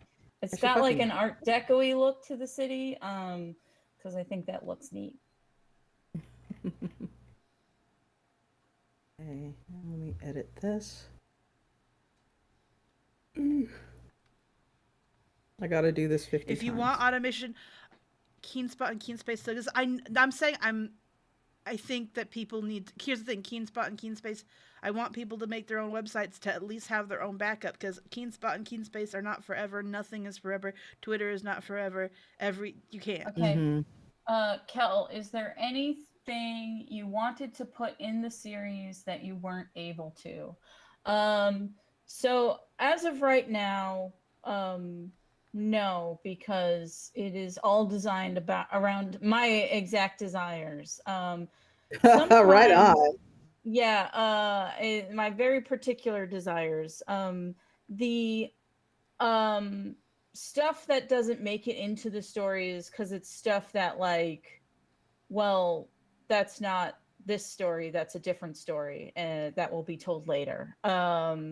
So like, sometimes people ask me about like specific sort of fae folklore stuff, and that's not in the City Between world, because like the City Between world is built a specific, like the magic is built a specific way, and it's not a free for all. It's also not sort of our world. So I I try not to put in any references to, I try to make sure that I'm not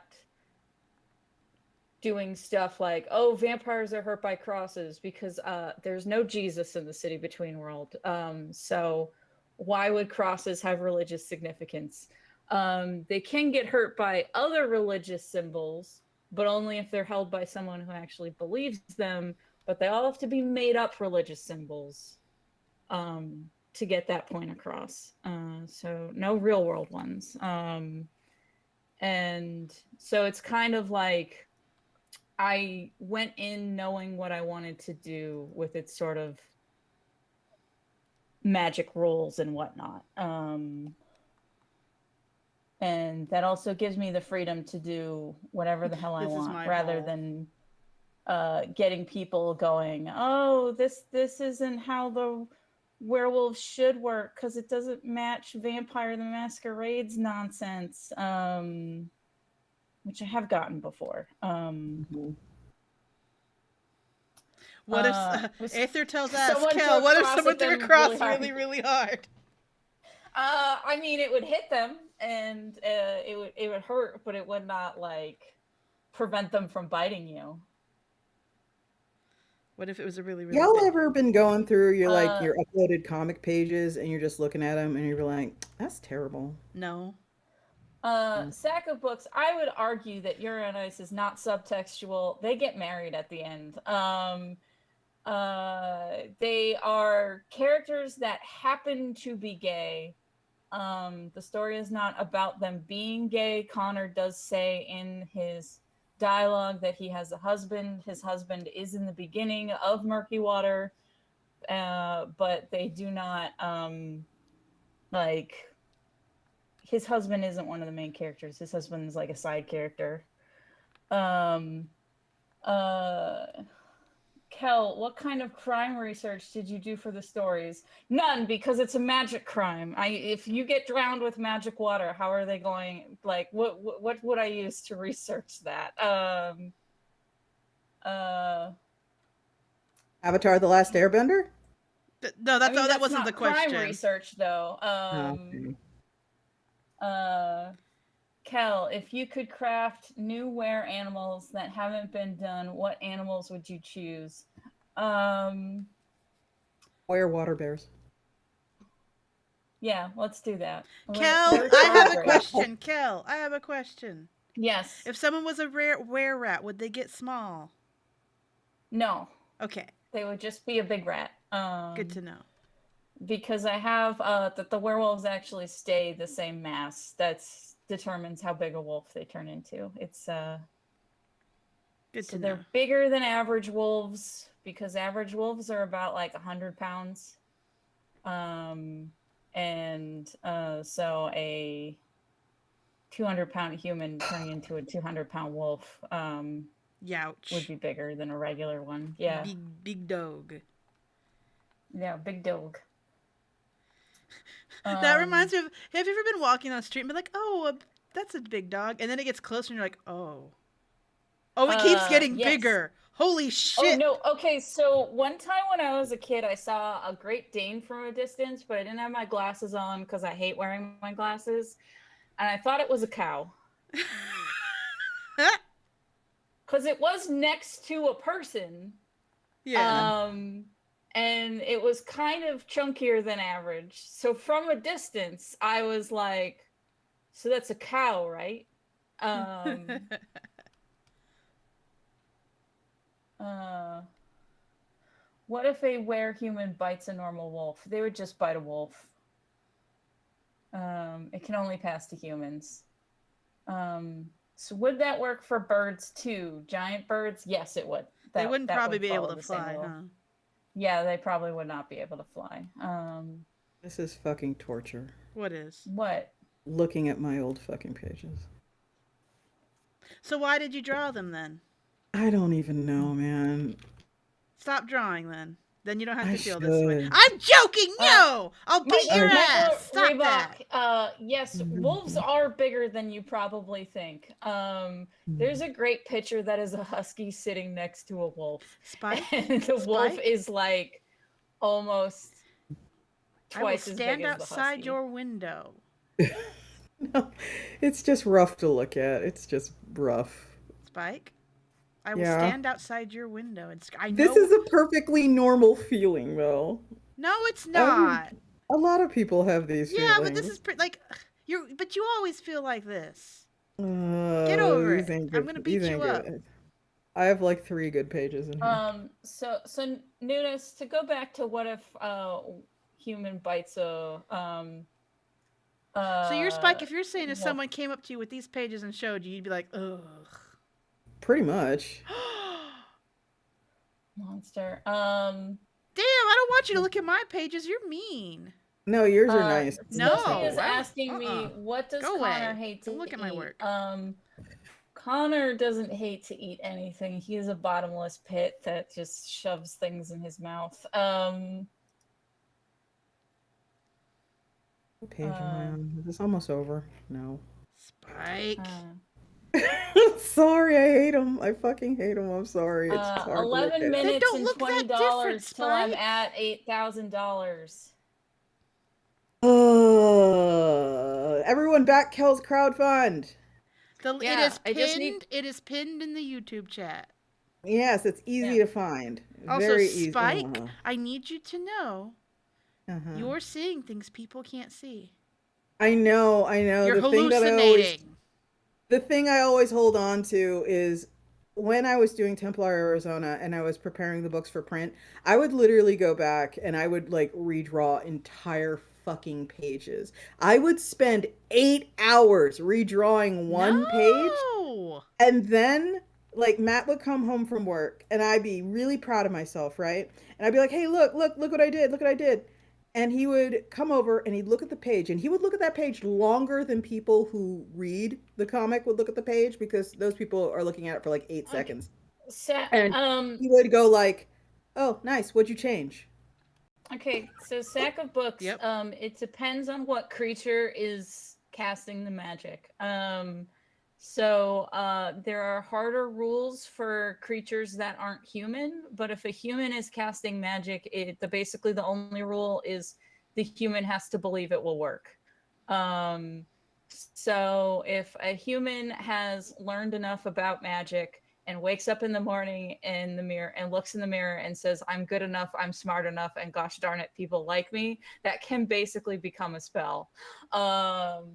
That will will it into existence. But no one's gonna get that joke. I'm glad that You're you old. got that joke. You're old. We're all old. No I one's am gonna get y'all's age and I don't get that joke. It's from a Saturday Night Live skit. Okay. Yeah, about a therapist who was like, he was clearly a therapist because he was super fucked up. Like that was the joke. There was something going on in his life. And he would open and close the bits with, "Remember, everyone, just look in the mirror every morning and say, I'm good enough, I'm smart enough, and gosh darn it, people like me." People like me. So Yeah. So y'all have to stop, Spike. You had to stop attributing some shit to age, because some shit's just like, I don't know what the fuck you're talking about. Yeah. But yes. But whereas creatures like vampires, everything they do is powered by blood, so they're gonna need to kill some people to do anything. And then like I said, werewolves, they have to stay the same size. So the how hard the magic is going to depend on who's casting the magic. Comics are the stupidest medium. Spike! No, they're the best medium. I love Then them. why do you make them? Because I'm a fucking idiot. Then quit it. Oh, I'm wasting all my time. Then stop. I should. I hate this. No, I have tried and true methods of encouraging artists who get into these fucking spirals, and they don't work on you. I don't. It's just because I don't like anything I do. Then why do you do anything? Because I can't help it. You can. No. You can pick up a different hobby right now. Okay. All right. I'm going to tell everyone here a story. There is a movie. It's an old fucking movie. It's a Tom Hanks movie. and And it's called. Okay, Spike, before you go into your story, Amanda, since Spike is not drawing anymore, can you put up my crowdfund so we can do a countdown? I mean, I guess I have to redo a lot of stuff. Give me a second. But I'm going to tell the story real quick. Let me, So there's a Tom Hanks movie, and the Tom Hanks movie is called. Spike, That are Thing you You officially Do. done drawing? I am. Okay, I am. I'm closing this window. Give me a second. I Yeah, have the to Tom Hanks do movie is some called stuff. That Thing You Do. Okay. And basically, it's about a mid-century band. And the band writes a one-hit wonder. And the joke is the band is called The Wonders. That's like a joke for the audience. And they write a song called That Thing You Do. And it's really good. And it attracts take me a Tom second. Hanks, who is a record executive. And he basically puts them on this grueling, awful tour to, maximize profits. And it sucks. And they're living the dream, air quotes, the dream. But it sucks and they hate it and they're not having fun. And that's kind of, it's like an illustration of what it was like being one of those one-hit wonder bands in the mid-century, touring every little shitty auditorium and country fair. And there is a member of the band who in the sort of the ending, right before credits roll, they have the whole how everything turned out part where it shows you in cards, like, so and so married so and they run a musical observatory here, like shit like that. And like the shittiest band member, the one who's kind of the biggest asshole, he ended up just becoming a record executive. And I think about that sometimes. Like, I'm a cartoonist version of that. Like, I just became the record it doesn't work executive. this way. God damn it. And it's shit. just my biggest fear is probably I am purely administration. I had and noticed I never... about this, Kel. There's a lot of shit I gotta do. I'm sorry. Shit, it's not gonna work with a browser capture. Let me try. I don't want to do a window capture because I'm not set up for that because you can see all my tabs. Yeah. But anyway, that's what I'm saying. How should I do this? I can share my screen and you can just replace. I don't want to be the character in That Thing You Do. that is just, the record executive. I want to Spike knows Spike that was a movie. Yeah. That's what I feel like, though. That's what I feel like sometimes. And so I get this, and I do want to tell stories. I don't want to die with these stories inside me, Then tell them and stop them. Even if the stories are fucking trash. Yay! Congratulations. So yeah, I'm sharing it on my screen. I just now have to go backwards. Give me a second. Maybe that is, so we're still talking midlife crises. Maybe that's my whole deal. Like, when I'm gone, I don't want to just leave behind a fucking business, I want to. And then, okay, I got it, Kel. Nice. Thank you. And fun. So I was not prepared for this. There's a shit I got to do to make that I'm work. sorry for springing that on you. How dare you? How dare you? Anyway, Spike, I give up trying to help you. I will not do it anymore. That's fine. Yeah, we won't compliment you anymore. We get it. It's fine. Nobody does. It's cool. I do all the time. I'm gonna kick your ass, Spike. No, I don't mean to sound like edgy teen. I don't mean to sound like edgy teen. I get a lot of compliments and I do appreciate them, but I think it's super important to understand all of this shit is internal and will never go away. You don't even try. Well, you don't know. No, you don't try to make it go away. I don't think it's possible. I think it is because I fucking did it.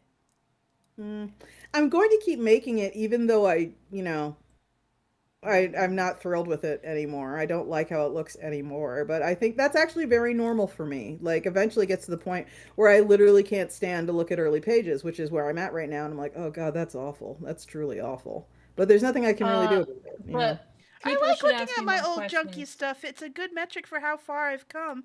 If I couldn't Eh, recognize how not good I used to be, I wouldn't know how much better I am now. And two, you got to be kind to younger you, because younger you eh, did that. That was still really cool that they did that.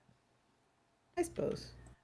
Like, I look at my early Love Me Nice pages, and they're not great, but I remember what I was doing when I was drawing that. I'm like, God, you overcame some shit to get that done, didn't you? I'm And you almost fucking did finished it. here. Congrats.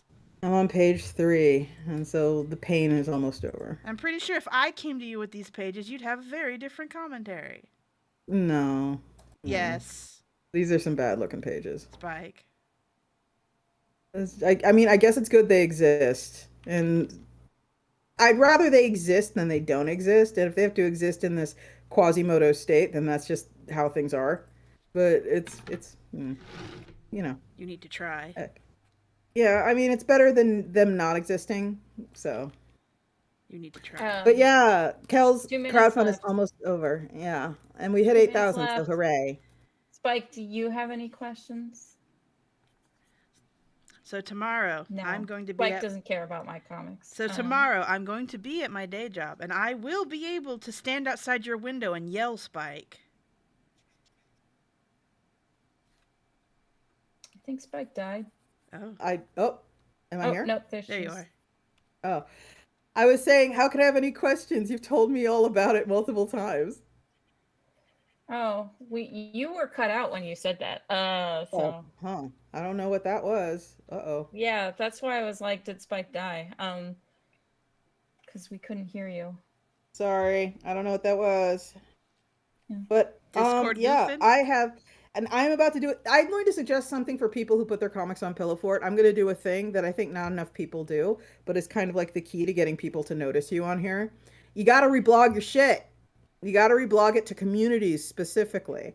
And I usually reblog to 9 or 10 communities. So I'm going to reblog. First community, active users, speaks for itself. It's the largest one. All right. And then I'm going to reblog to Artist Alley. Oh. Also pretty decently sized. 75 seconds. 75 seconds, everyone. And then I'm going to reblog to General Art. And publish. And then I'm going to reblog to Indie Comics. Oh, less than a minute left. Is Ravioli teaching you bad habits? Anyway, if I can offer advice that clearly Spike won't follow, your job here is not to make a perfect comic. Your job is to make a comic that communicates what it is you want to communicate. And as long as you do it, you're good. You're golden. Yeah. Coming up on 30 seconds. Woohoo! Congratulations on another successful Kickstarter, Kyle. Thank you. Gonna do the 10 countdown when it happens. And get the confetti blast. Yes. That's why I wanted it up on the screen. Oh, well, that wouldn't have worked with how I was 10, capturing it anyway. 9, 8, 7, 6, 5, 4, 3, 2, 1. Confetti! Yay! Woo! Congratulations. What Kickstarter is this for you anyway? 18. Yeah. We're about to, by we, I mean Iron Circus, we are about to launch Kickstarter number 40, Well, everyone. crowdfund, because you're Oh, not on blah, blah, blah. Kickstarter. You're right. Crowdfund number 40. Also, that 18 it does not count the crowdfunds I have helped you with. So Yeah. Excuse me. So people it's are really doing more like confettis in the 28. chat. Yay, confettis. Yay, confetti. All the confettis. Happy New Year. Yeah. Also, Sack of Books, when you were asking about hard or soft magic systems, I think hard magic systems really kill magic. And as a concept. I hate Brendan Sanderson's everything. I mean, to me, oh, then again, they were asking you. They weren't asking me. Never mind. Yeah, because I think like hard rules in Magic like kills sort of the wonder of Magic. Mm-hmm. And why not just make sci-fi if that's the case? Mm-hmm. Just make a D&D rule book or whatever. Okay. All right. Well, Now I gotta do. Amanda, what was your opinion on hard versus soft I Magic think systems? both are fine. It just depends what you're going for. Yeah. Heck, the lack of like magic and whimsy in the hard system can kind of be the point. Yeah, I just I'm tired of them. Fair That might be enough. more of it. It's more like I'm tired of them. Like I'm sick of them. Sick of their faces. Mm. Get out of here. Let me look up a quote real quick because there's a quote I super duper like that's kind of tangentially literalism.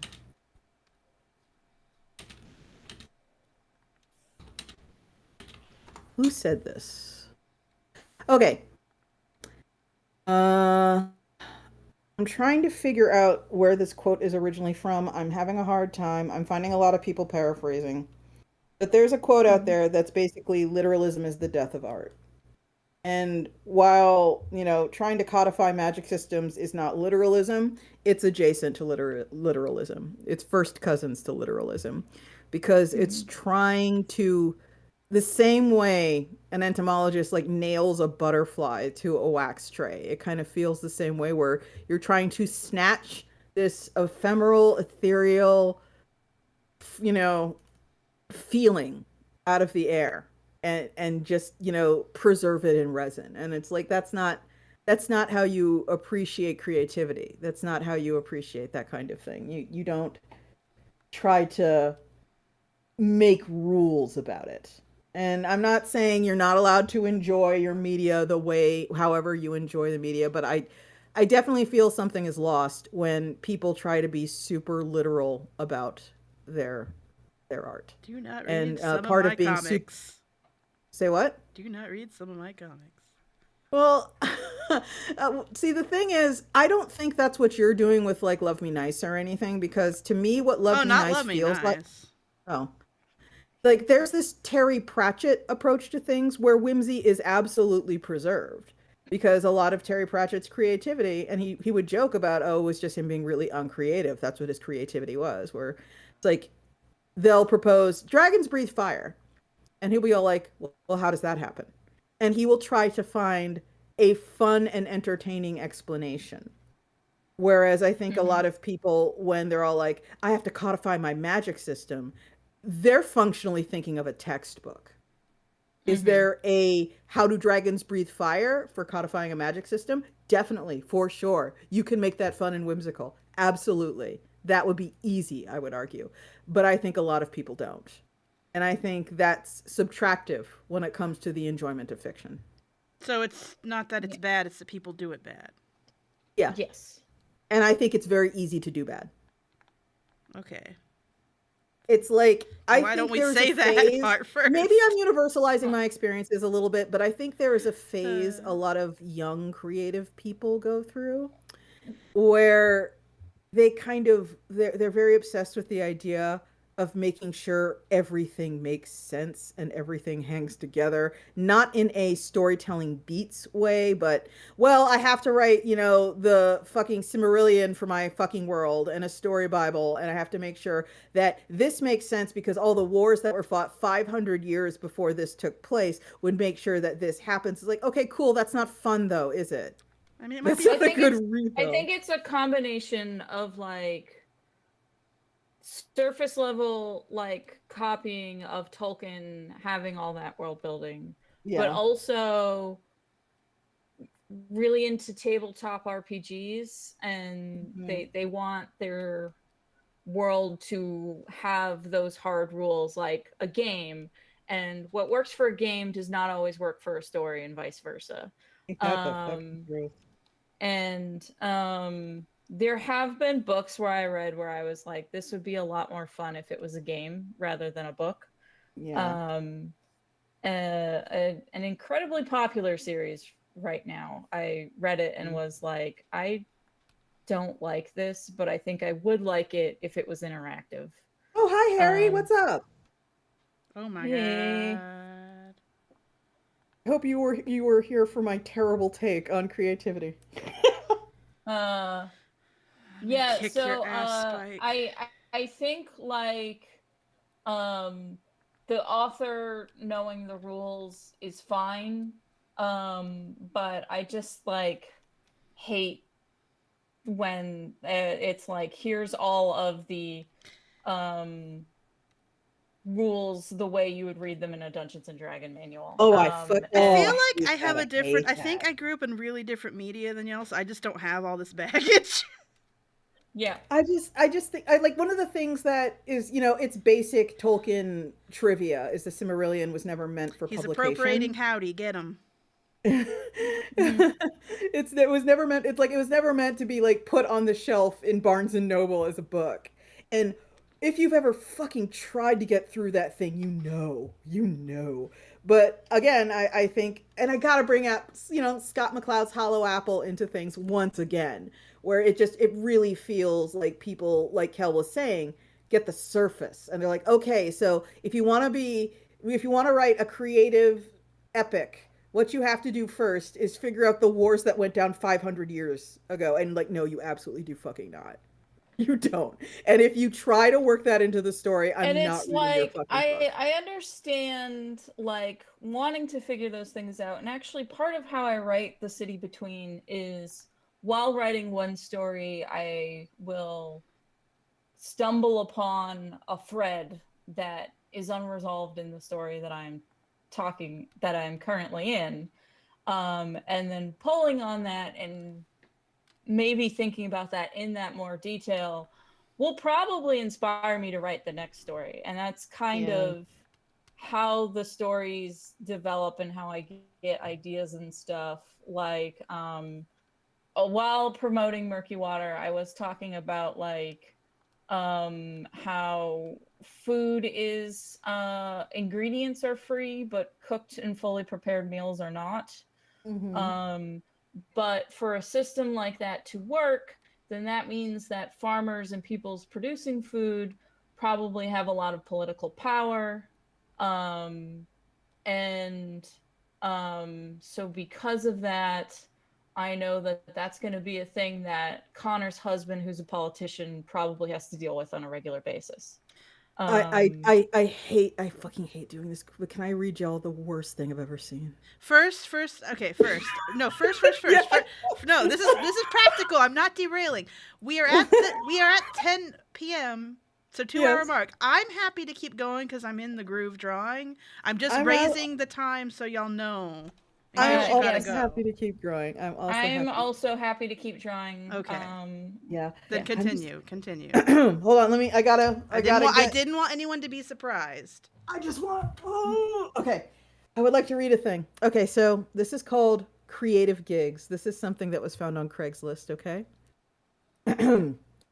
Comic book artist. Internet. I am writing a comic book based on my story, Clown White. It is a murder mystery on a world where clowns are real. There are issues or racism and homophobia that are addressed in an indirect way, like fiction often does. Circus clowns have a higher place in society than party clowns. This doesn't mean all circus clowns work in the circus. Senator Jingles Snout is a Republican U.S. Senator, Sorry. parentheses, circus clown. Are we making fun of someone's real ass thing? Transgender. Are we making fun is of a real addressed. person? Spike is doing. Are we that is dragging what a Spike Spike? is doing. I'm not making fun. I am just reading something I find incredible. How you interpret it is up to you. I can hear the You tone of your said voice. I've known you are for the 10 one years. who said it was an awful thing that you found. I've known you for 10 years. I know So the you tone of your started voice. this with, I'm going to read an awful thing I found. I veto Buzz this. O'Brien is a cop. I veto. He I is can human, kick you out. despite being born a clown. I run So this that's where the Discord. I transgender can comes boot in. you. It's This is- coming. The boot is Oh, coming. Here comes the boot. I'm going to use this to set up a thing that is like easily the most. All right, everyone here is aware of a Netflix thing called Bright, correct? I've seen Yes. videos about it. You know I don't watch Yeah. things. That is very easily my least favorite way of addressing fantasy anything. It makes me want to pinch your fucking head off when you do that. I fucking hate that shit. That is baby brain shit. That is the worst possible way to address all the shit you are Also, trying to by the way, I'm address. trying to lean back from my mic when I get loud. Is it working? Yes. Okay. Okay. I mean, you sound fine no matter what. So. Oh, Kel, do you But still want yeah, me I sharing just- your screen? Oh, you don't no- have to. yeah, let's go back yeah. to my stupid comment. Let's go back to that. You don't have to share my screen anymore. I was just making But sure because yeah. I saw you browse and I was like, Yeah. hmm. I realized right after you said it, like, oh, whoops. Show me your secrets, Kel. But All yeah, of them. of course this person doesn't want to pay you, by the way. Is Shrek canon and bright? I don't know. They are It looking is. for a free person to they're looking for a free artist to draw their clown racism comic. Oh, okay. Never fucking mind. God. Drag them. Get them. Spike, I wasn't sure the context. I thought you just found like a little baby webcomic Harry, or something. I believe It's that like you Lindsay's video There's a lot about of things I Bright could do. proved that Shrek is canon because if he called the guy Shrek, then that means the movie Shrek must exist. At least the book. Yeah, or at least the book. This is just you working on the next page. Yeah, I suppose I could work on the next Yeah, page. I could do Spike, that. make more comics that you hate. So yeah, I hate them all eventually. but I one hate of the them all. things Stop it. in City Between is I'm trying very hard to not reference any pop culture, Mhm. because they need to have their own pop culture. I need So to. Shrek does not exist in the City Between. Shrek and Jesus, they don't exist in the City Between. Yeah, this already did not turn out like I wanted. But whatever. Too late now. Okay. Page two. We gotta start from the very beginning now, don't we? Oh god, these layers are a nightmare. Why don't I ever do this properly? Okay. I'm finally finding my groove. Every time I switch between the tablet PC and my PC, there's like a adjustment period because everything feels weird. And I'm finally out of that phase. Which means when we're done here, I'm going to switch over to the tablet PC and it's going to be like, nah. The original writer, Alan Smithy, Badoom Tish, claims that was an ad lib. Someone's saying our holy savior Shrek does not exist. Yeah. Yes. Yeah. I just see Spike Dragon photo. Yeah, I'm just okay. It's like just to elaborate on what I was saying before. Every time though, it's like, Spike starts to like get ready, build up, I'm like, my finger hovers over the kick. here's the thing. I think it's incredibly baby-brained to sit there and be all like, I'm a big proponent of the creative process where I forget where I first heard this, but one of the things they suggest you do is let yourself be full of trash. And by let yourself be full of trash, like if you say to yourself, where is this particular story going? The first thought you have, absolutely write down everything about it. Be like, oh, well, the princess has to, be against her marriage to the evil duke, and she must flee in the middle of the night. And she'll take her maidservant with her and her bodyguard, and they will flee across the moors on the back of her favorite horse. Like, fill yourself with garbage. And then Again, take easy, all of easy, that done. that you have, your first thought, your first concept, your first impulse, your first creative thing where your brain goes the minute you start thinking. Take all of that and wad it up real tight and throw it in the fucking garbage and start over. Like, No, because do if do that's an where your exercise. heart is, do it. if your heart is in that, do that, but find a way to make it unique. No, you got to do the exorcism. You got to get all the garbage out. No. What if you love garbage? I learned to embrace the garbage. I'm not living that life anymore. I'm drawing my own Sonics. I'm not living that life anymore. I have found that impulse very helpful, I must say. You hate what you make, though. That's true. I'm gonna find a way to make you like your comics. I don't know how, but I'm gonna figure it out. That's never happened. It will. I'm determined. No, Amanda, you know what? The way you get Spike to like her comics is have someone else draw them, because she loves Iris Angel. But I like her art. I'm so mad right and now. she loves Lucas in Odessa, but she but I like her art is the thing. I'm mad right now. Lucas in Odessa is fucking It's gorgeous. like you're disregarding my opinions. I like your art, god damn it. Well, you have bad taste, I guess. I know that. I am cringe and I am free. Yeah, you have to make the comic. The problem with that comic is that they're always going to be serial, so to a certain extent, it's going to be impossible to revise. Yeah, Sorry, I'm getting shouty. I was tired all day at work. Amanda, you're fine. Amanda, and now I'm getting rowdy. I'm getting you're rowdy. You're not shouty at all. You're fine. I'm more worried about the audio levels. I'm worried. You're fine. Audio level, you're fine. All right, like, all right. Whatever auto adjustment Discord is doing. No, those are me because I'm more worried for the chat. Here's the thing. Y'all get my audio through Discord's filters. Because I'm the one hosting everything, the chat gets me raw, and I worry about it. Yeah, Spike, your brushwork is in Scott McCloud's textbooks for comics. Everybody makes mistakes. Including Scott. Bless his heart. Bless his soul. Bless his very being. Scott McCloud, perfect angel. I would be mad at you for fishing for compliments if I 100% didn't know you were not doing that. No, it's not great. It's not great. It's like, it looks fine. It gets the job done. I can't afford to have every comic idea I have drawn by someone else. That's not in the fucking budget.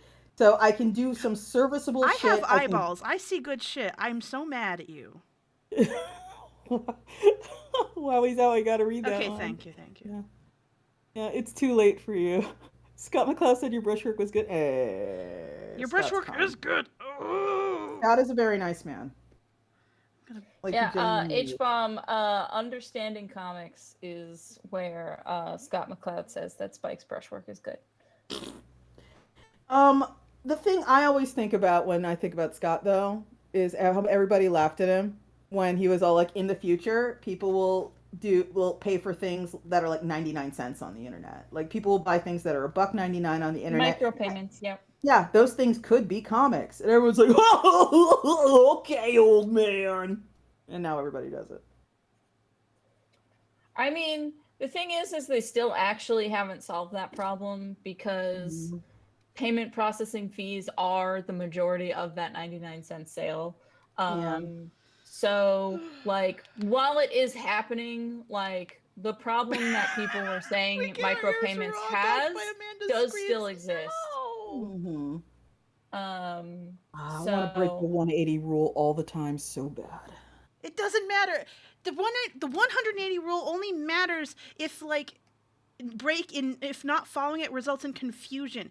Like, if you're here's the thing. I don't think the 180 rule matters so much unless not following it results in confusion. Your characters are extremely distinct. Yeah. I don't think it's gonna matter. Yeah, I do the cheat code for distinct characters.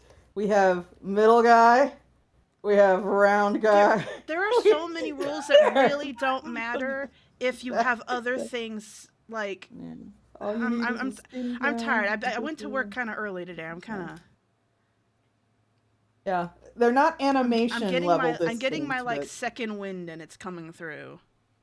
I was so and now tired that I at work did today. a big complicated page, I get to do a simple ass page. H bar, that's why it's called the 180 rule, because when you read it, you. Oh god. I have to figure. Oh god. I have to figure this out now. Okay, I want so you to his back is know. I want you to know. Mhm. I could have been training on the serial killer room, but I chose to be here. Just be here. You could be figuring out the serial killers, but no. Okay, and then we're gonna do little. Every time I do this, like people call it like when I say do this here. I'm gonna just zoom in. Oh, Every time we're I hiring at the escape room, and I keep overhearing the interviews. I'm like, ooh, another nerd. This place But, is a that's fly trap who for would- nerds. Yeah, I mean that's theater kid nerds especially would love it. We have 2 opera singers who work there. It's wild. Yeah. That's unsurprising at Yes. all. Like, This But, job is where all the gay nerds in Chicago show up. when I draw someone doing this, people call it like 15 different things, and I call it Slav squatting, but everyone's like, "Oh no, that's Asian squat." I don't think there's a difference. It's just It sit. It is called it's sit. basically what people did before there were chairs everywhere. Like everyone did Yeah. that. yeah. And yeah, I That's enjoy what I that. do, I have so so my friends- much reference. I have so many reference pictures of just people doing that. That's because how I needed sit on my them. friend's sofa when I visit her, so her dog doesn't lick my feet. Oh, what's wrong with the dog licking your feet? It gross. No, it's No, nice. it feels bad. I hate it. Great Feels dog. great. What are you Awful. talking about? Ew, ew, I don't care. ew. I don't care. I'll say it. Do Ew. it all the time. It's fine. Well, not anymore, but. Yuck. But you know what my old dog, Lucy, rest her silly little soul, what my old dog liked more than anything? My freshly shaved head. Oh, that's right. Lucy, Um, she would stand over me on the couch and just lick the side of my head. I swear to God, 5, 6, 7 minutes. Just, while I was trying to watch TV. And I'm like, what the and I was like freshly laundered. So she wasn't after like, hair grease or something. Or sweat or whatever. Or sweat. No, she just liked the sensation of my shaved head. It was so weird. My mom's cat likes to lick people's hair. Oh, gross. If you're not paying attention, my mom's cat will come up behind you and start to lick your hair. Ravioli's a footlicker. It's awful. I love this creature, but it's awful.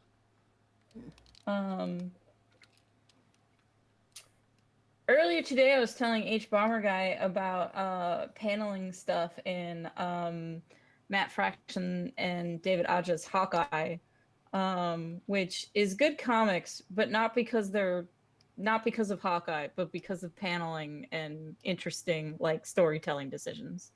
Nice. Like there's a issue that's from the dog's point of view, and it's all colored in colors that a dog can see. And what's also fun is most of the dialogue is squiggles, except for words a dog would understand. Oh, you showed me like, this before. Yeah, so the dog understands its name, and it understands whenever someone says sit or stay or no or get out. Like, so it's like squiggle, sit, squiggle, squiggle, pizza, squiggle, squiggle, like Walkies. Yeah, walk.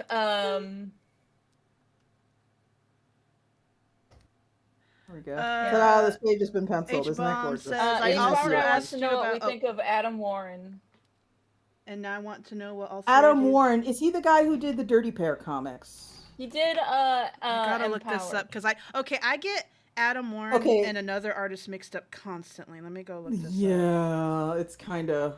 Everybody gotta change their names. Right? We had too many. Yeah, we used to have a Kel, Dave you know epidemic. him as the Empowered guy. I know him as the Dirty Pair guy because, like, the whole manga. Oh, Western he comic did relationship- the American Dirty Pair. He did American Okay, Dirty yeah, Pair, yeah, and yeah, that's yeah, kind yeah. of how he has always been filed away in my brain as the American Dirty Pair guy. And it was just one of those things that kind of could only happen in the weird Wild West before, Seven Seas and Kodansha and Tokyo Pop got their shit together and figured out manga in the US, where it got licensed. Why aren't you keeping your aspect ratio? Um, Oh so no, that's kind of yeah, how, yeah. There was a period of time where I was heavily referencing his art. yeah, yeah. I think It was in the as Dirty far as Bear Warren Ellis days. goes, he is not my cup of tea in the same way I You imagine I mean am. Adam Warren, not Oh, I'm Warren sorry, Ellis. Adam Warren. Just Warrens. Too Adam many of Warren. them. I know, right? That and the Jeffs. Like, no offense to all the Jeffs out there. There's too fucking many of you. Too many And Jeffs, the too many Matts too. And I Daves. say this as a person married to a Matt. You all seem lovely, but there's too many of you. But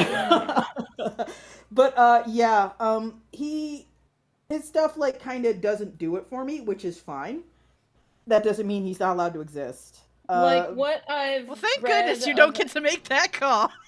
I know, right? like But a what lot of I've people, read act of that way. So. Empowered is funny, but because I don't like superheroes, it's like a lot of the humor is lost on me. So I kind of was like, this is good, but I'm not the target audience, and sort of moved on. I've met him a few times, and he is very nice. Yeah, I like his art, and, I should say. So that's kind of where my opinion on him lies. I think it's cool that he put all of Empowered up online. Yeah, that's a good move. I did used to have some comics, comics by him, and those were the ones my brother stole and traced directly out of. You know, when you do the tracing where you put the charcoal on the back of the paper? He ruined my comics. Oh, I'm sorry. By tracing out of them. I had a little fit. Mm-hmm.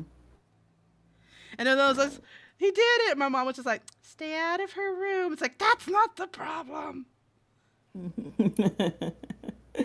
Destruction of property is the problem. Adam Warren has a very distinctive style, extremely distinctive. He really likes the duck lips. The duck lips. I was about to say the Botox lips, but that's not what they inject it with. They inject it with something else. Filler. It's filler. It's multiple different materials. Really it depends on where you go. Lips, the filler lips. I mean, same. Same. You've and seen, you know what? You've seen my goddamn comics. You know. I am also a pervert who occasionally draws exactly what they like, and it's getting to the point where they're like, "Oh, another one of these characters, huh?" So I mean, we already talked about your blorbos. Yeah, my blorbos. We all have our. That's the beauty of learning to draw. I had a friend who, basically, the frog lady from the Thumbelina movie. Mm-hmm. I had a friend basically link me to her and be like, "Oh, that's like how you draw," and I couldn't even be mad. And I was mad because I couldn't even tell them they were wrong. I was like, "How dare you come for me and be correct? I don't like this." Come to my house. How dare you? I was talking to my pal Bones about when has someone summed up your art in a way that made you mad, but was also true. Yeah. And I was like, I don't think I've ever had someone sum up my art in a way that made me mad because it was true. I was like mad because do you even pay attention how wrong you are? Like a person that I will not name said that my comic was just about werewolves and vampires kissing. And I was like, what are they talking about? Yeah, like that's why I was mad. I was like, did you even read this comic? Like, I used to get compared to two artists when I was just starting out, and one made me just like blush, like, oh gosh, thank you, and the other made me go, who the fuck is that? And then I had to learn. The first one was Sophie Campbell. Someone asked me outright if I was Sophie Campbell, and I was all blush. Oh, thank you. I wish, but no. And then another one was I didn't know who Robert Crumb was for a really long time. Whoa, and when I started Love Me Nice, that was a lot of like the commentary, like questions like, oh, he was a big inspiration, and I was just like, I don't know who that is. I guess I have to go research. And then I did, and I was like, How dare? How dare? I put in the chat who said that. Oh. Yeah. Oh. In my case, I think people say this on occasion. It's one of those things where can't even Okay. be mad. Can't even be fucking mad. People are like, oh wow, another character who has an incredibly fraught relationship with their mom, huh? And I'm like, I mean, I'm getting. I'm I do clearly. what I I'm want. clearly getting my second wind. I'm getting hyper. I'm sorry. Good lord. yeah. No, Amanda, don't if you don't stop apologize for having fucking energy. apologizing, I'm keenly aware because I've been tired all day and now stop it. suddenly We I'm love not. you. Everybody watching I'm fucking not loves you. doubting Knock that. off. I'm not doubting that. I'm not. That is not what I'm. No one is sitting here going, oh gosh, Amanda is loud. Oh gosh, Amanda is hyper. No one's doing that. Yeah. No one. You don't know that. I'm just Um, making sure. I'm Is trying to be. anyone doing that? I'm trying to be hospitable. Is anyone doing Why is it a crime to try and be hospitable? But yes, that's kind of the reaction I get. Oh wow, someone with a fraught relationship with their mom whereas again, when huh? someone Kevin jokingly described my comics as it's about characters who are on the darker side of Blorbo, and I was like, yes, that's exactly the type of character that I like. It's correct. Yeah.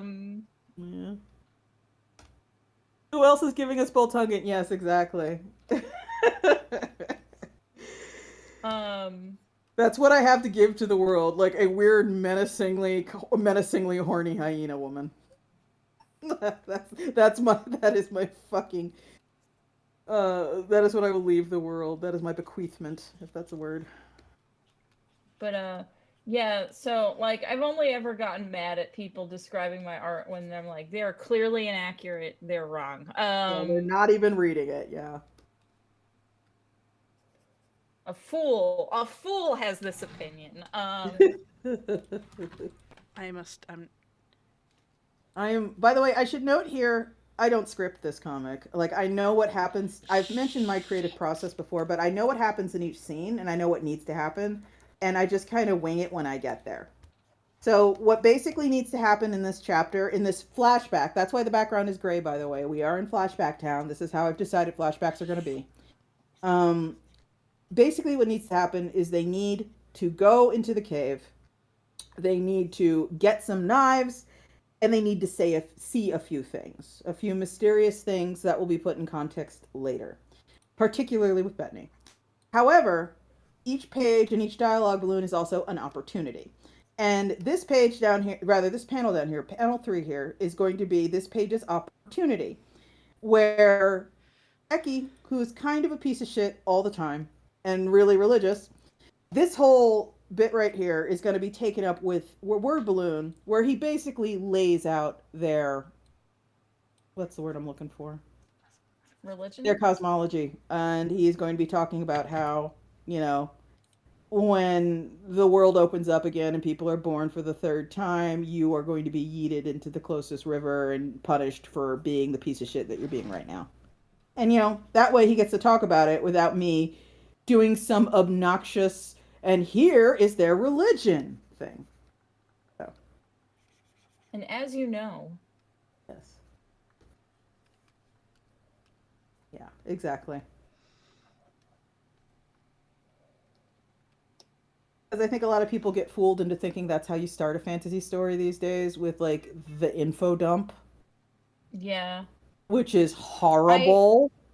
I was in a Discord recently and I was talking about how um I think part of the reason why Game of Thrones, the show, and by extension Song of Ice and Fire, the books, were Hmm. successful is because the first book is basically a murder mystery. So Hmm. all the info dumping about the politics of the world are clues to the murder mystery, and that Hmm. makes it easier for the audience to care and digest this world building info dumping.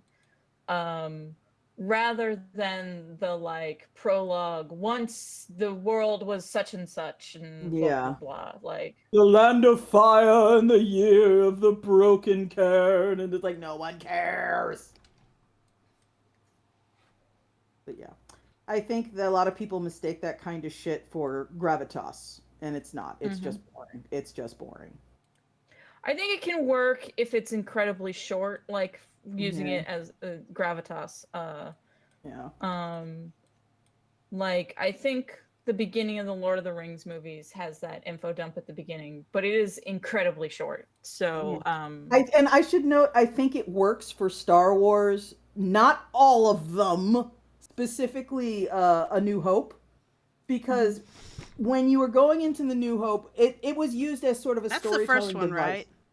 Correct. yeah. Yeah. Okay. It was used as a storytelling device because, quite notably, it was not chapter one. It was not chapter one, so it started off throwing a curveball. So you can definitely do that kind of thing correctly, but I think And most it's people probably don't. also, if you don't read that, Yeah, you it don't doesn't need it. matter. Like, Exactly. I don't think I read it until I had graduated college. Like, so I had seen so I had seen Star Wars many times, and I realized I had never read the Long Ago in a Galaxy Far Away. Like that's the only part that I read, and everything else that doesn't matter. Yeah. But I yeah, couldn't read that fast. I still can't read that fast. yeah. I should note here, I have not watched anything after I can't even the first trilogy, but the first trilogy in the sense that it came after the real first trilogy. So like the stuff that George Lucas waited a lifetime to make and was very mid, that is where my interface with Star Wars concluded. Like I stopped watching after that. See, for And years, my only Star Wars was the prequels. yeah, the prequels, thank you. That's the term everyone's using. The prequels. And so the whole somehow Palpatine survived. It's like I Palpatine. only got that Spike, through that's not in the cultural. prequels. That's in the new ones. Oh, I know, I know. I'm saying Yeah. I've only gotten that through cultural osmosis, and it is the fucking funniest. It is demonstrative of how little of a shit anyone cares anymore. My hand is Like shaking. no one That's who is on this weird. billion-dollar property cares at all. Oh, At Spike, it's all. worse than that because it's Mhm. not a lack of care. It is um oh, we can't do anything interesting. Mhm. Because I did watch the first two of the new ones. Uh-huh. And the first of the new one is basically like we did Star Wars again or we did the New Hope again, and that's fine. um like it was good enough, it was adequate. Mhm. And then the second one made fanboys lose their goddamn minds Mhm. because basically it picked apart Luke being the chosen one. Like Mhm. it was like, Well, yeah, he no, kind anyone of can be I a didn't realize Jedi. how The zoomed Skywalkers in are I not was. particularly special. Like, Mhm. um, and There we go. Rey's mysterious Right parents down the are middle. actually just shitheads that abandoned her. Like, Mhm. um, so it's kind of like tried to like make it more less of a like the galaxy can't function without a Skywalker around. Mhm. And that made fanboys lose their goddamn fucking minds because Mhm. how dare you say that there isn't a special chosen one who is the extra special boy of reality? So okay, I Mhm. don't mean to be a wet blanket, Yeah. Yeah. but as someone who like really doesn't isn't wasn't doesn't understand. Well, Yeah. I'm not into the Star Wars stuff, and it was also really new to me. But also, a lot of my first introduction was people complaining about it Yeah, I'll Yeah. bet. for years, and me not being able to escape it. I would love Mhm. to talk about Okay. anything else. Okay. All right. Well, then I'm just gonna very quickly say, and then the movie with somehow Palpatine returned was Mhm. Disney going, "Oh, the fanboys are mad. We need to undo everything that happened in the second movie." Well, the Um, thing that this is a thing that okay. So I'm going to preemptively say something really quick here.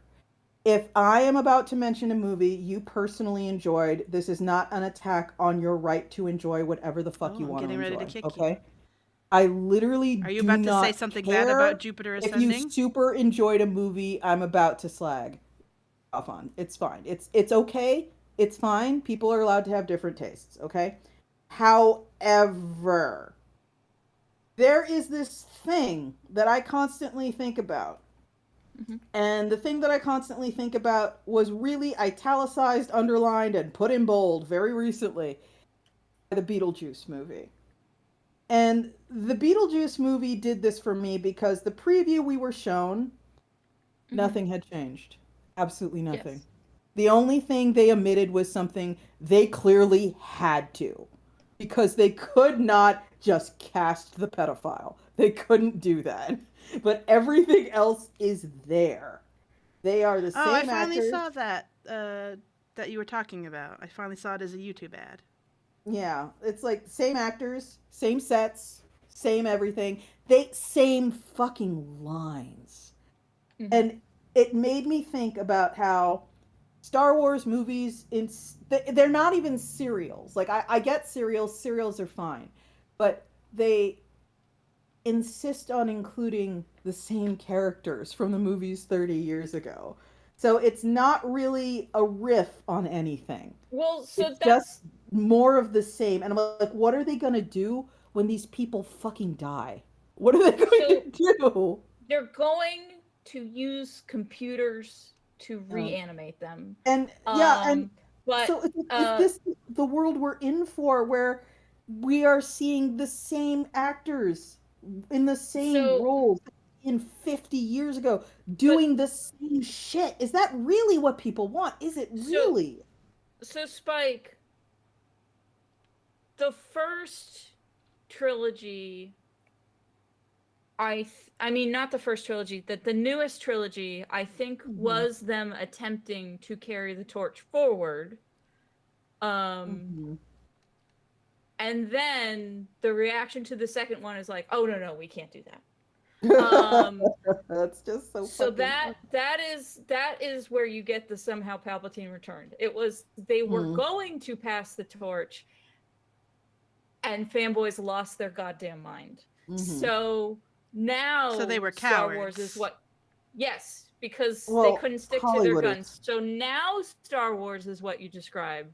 But I Mhm. feel like it could have passed the torch to a next generation,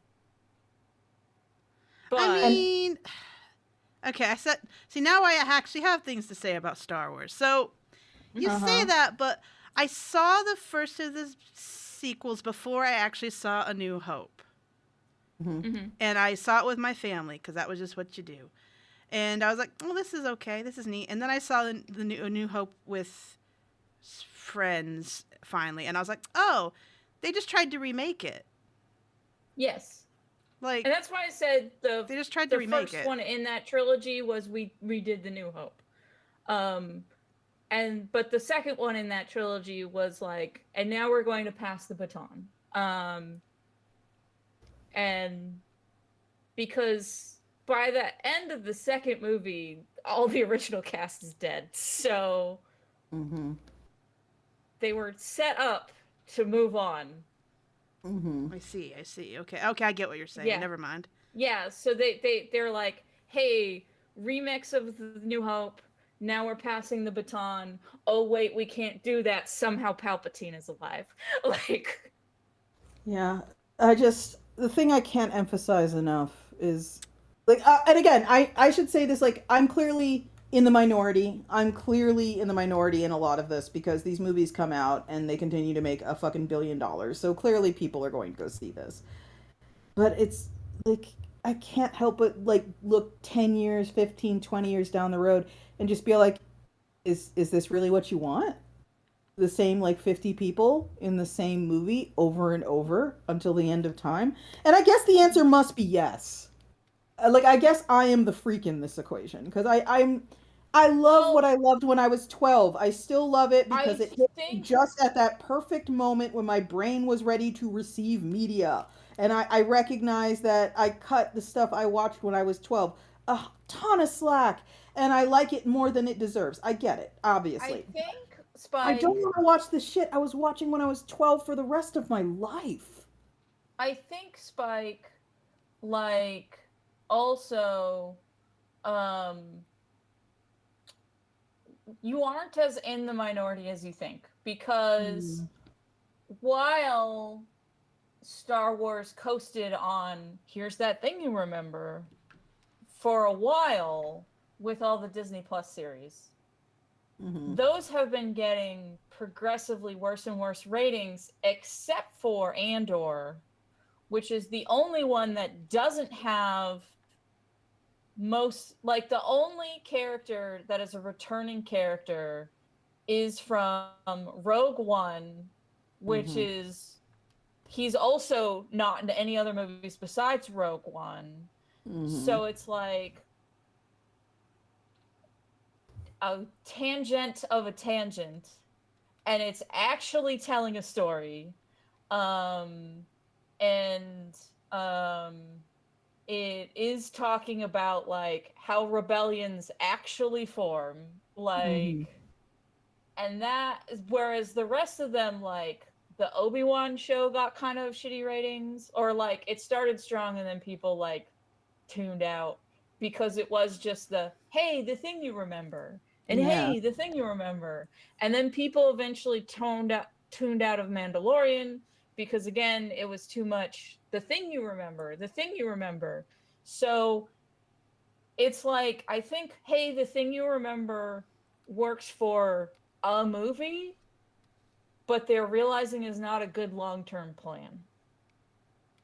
I don't know, man. I just Hollywood cowardice. I understand Yeah, it, by no, the I way. agree with you that it's Hollywood cowardice. I'm just saying that they're now realizing that that plan is bad. Yeah. I will say, I know you're catastrophizing just a little bit Yeah. about Yeah. audience, like, oh, like, is this what you want? Here's the thing, I think you also have to keep in mind that, like, movie going is not always just about going out to see a movie because you think it's going to be good. Sometimes, like, going out to a movie is just a group activity that you do. A lot of Hmm. people Mhm. see movies that they leave the theater and goes, I didn't like that, like, all the time. Hmm. And a Fair lot of enough. people go to Yeah, see that's movies true. they are not sure they're gonna like. It's because, again, I've seen so many movies that I don't care about because it was a family activity. It was just a thing I was doing with my family. I contributed to Yeah. some bad movie Yeah. Okay. sales because this is what my family is doing today. We are going to go to the movie and eat the popped corn. I could go for Yeah. some of that popped corn. We are going to be in close And proximity with each other, and nobody's going to pinch each other. Matt, are you in and I here? Bring home some popped well, corn. and I think Spike, this is also why their plan of hey, that thing you remember um shot them in the foot the most with the streaming service stuff, Yeah. because since it isn't the go to the movies as a big activity, um it was a recurring thing, um that made people be like this isn't fun. Hmm. I'm going to go watch anything else. Get a look at this imbecile's face. Okay. Ah, there we are. Look, he's got those great middle-aged I am dude at the beach resisting the shoulders. urge to compliment your line quality because it's wasted on you. Look at his like middle-aged man at the beach shoulders. Like, I can't wait for everyone to be like, "Oh, those are cute." Net It's like, no, Fisher you is saying actually in the hate those. chat, one of the problems is that the people who fund movies don't watch movies. Yes, that is true. Yeah, that is true. Absolutely true. Oh fuck, Net Fisher mentioned Garrett's. Fuck, I could go for some Garrett's. Oh, That's a that's Chicago Garrett's. thing, by the way. yeah. There is a popcorn outfit in Chicago called Garrett's, and they are okay. Like a lot of food, there's a lot of contention about the originators, but they are one of the people claiming to originate what you perhaps know as Chicago mix, which is cheese popcorn and caramel popcorn in the same bag. And that shit is so good. That shit is Disagree. it's way I too good. finally It's had way it disagree. It's My it's mom for D. Christmas sent me this giant goddamn tin of Garrett's, and I was like, why did I live here? Why did she do this anyway? I live here. No, it's a very sweet present. She's like, I wanted to get something delivered to you, and I was like, oh, you know what? Fair. Mhm. I could get, but bless you. But it took me forever to eat that. It's just popcorn. Oh, it's good. Oh, like the saltiness of the cheese and the It's just sweetness of the popcorn. caramel corn. Mmm. I've had better popcorn at Buc-ee's. See, I would actually like to go to Buc-ee's, but it's in Texas, look, so Spike. My hometown is the only Buc-ee's with a drive-through coffee shop. My hometown is where the Buc-ee's HQ is. You can drive by HQ there. there is for folks who don't know, Buc-ee's is kind of an institution in Texas. It is ostensibly a gas station, but it is so much more than that. And it has its own thing going on where it has its own smoked meats and its own snack foods. I used to And live off their breakfast burritos. Yeah, and gigantic stores where you can like buy camping gear and food and Not really. They are big, yeah, and they might have some camping displays, but yeah. But Bucky and their mascot's like this little beaver guy in a baseball cap. And the only reason I know about Buc-ee's is there is a YouTuber I watch who runs a animal rescue. And at a couple of points he has gone to Buc-ee's and it's fucking Urban Rescue Ranch. yes, Urban Rescue Ranch. And I like him. The man who was menaced even though I don't think we'd agree on much. Except he was wearing in his not his last video, but I think his video before last, he was wearing a t-shirt that was like a riff on Antisocial Social Club. And it was, instead of saying Antisocial Social Club in the pocket section, it said Anti-Prosperity Gospel Club. And I was like, oh, okay. Yes. It's like, all right, I guess we would agree on a few things. Because one of the things that, it's not like super duper in your face all the time, but one of the things about the guy who runs Urban Rescue Ranch is he is really Christian. And in the Bible study every morning sense. You know, in the American South sense, which is why I'm like, I don't think we'd agree on much, but we clearly agree on one thing. Oh God, I hate prosperity gospel so fucking much. Understandable. Understandable. It's really 80s and really gross, and I'm shocked it survived the 80s. But you know what? I shouldn't be because people are disgusting. So. I mean, also. My hands are shaky, and I don't freaking know why. This is annoying. I'm trying to ink. Is it all that crack cocaine you smoke? I wish. No. Yeah, does it have smoked salmon in it? Pencilers, I don't know. I don't know if it has smoked salmon, but I know it has all the beef products you could want because Texas. Wait, what? The sausage? Buc-ee's, yeah. I don't think so. They That's do have honestly lots of. They all do have lots of wraps and stuff, though. Yeah. One of the things I miss about Maryland, and I don't miss much about Maryland, but one of the things I absolutely miss is the proximity to seafood. Cheap seafood. I miss Whataburger.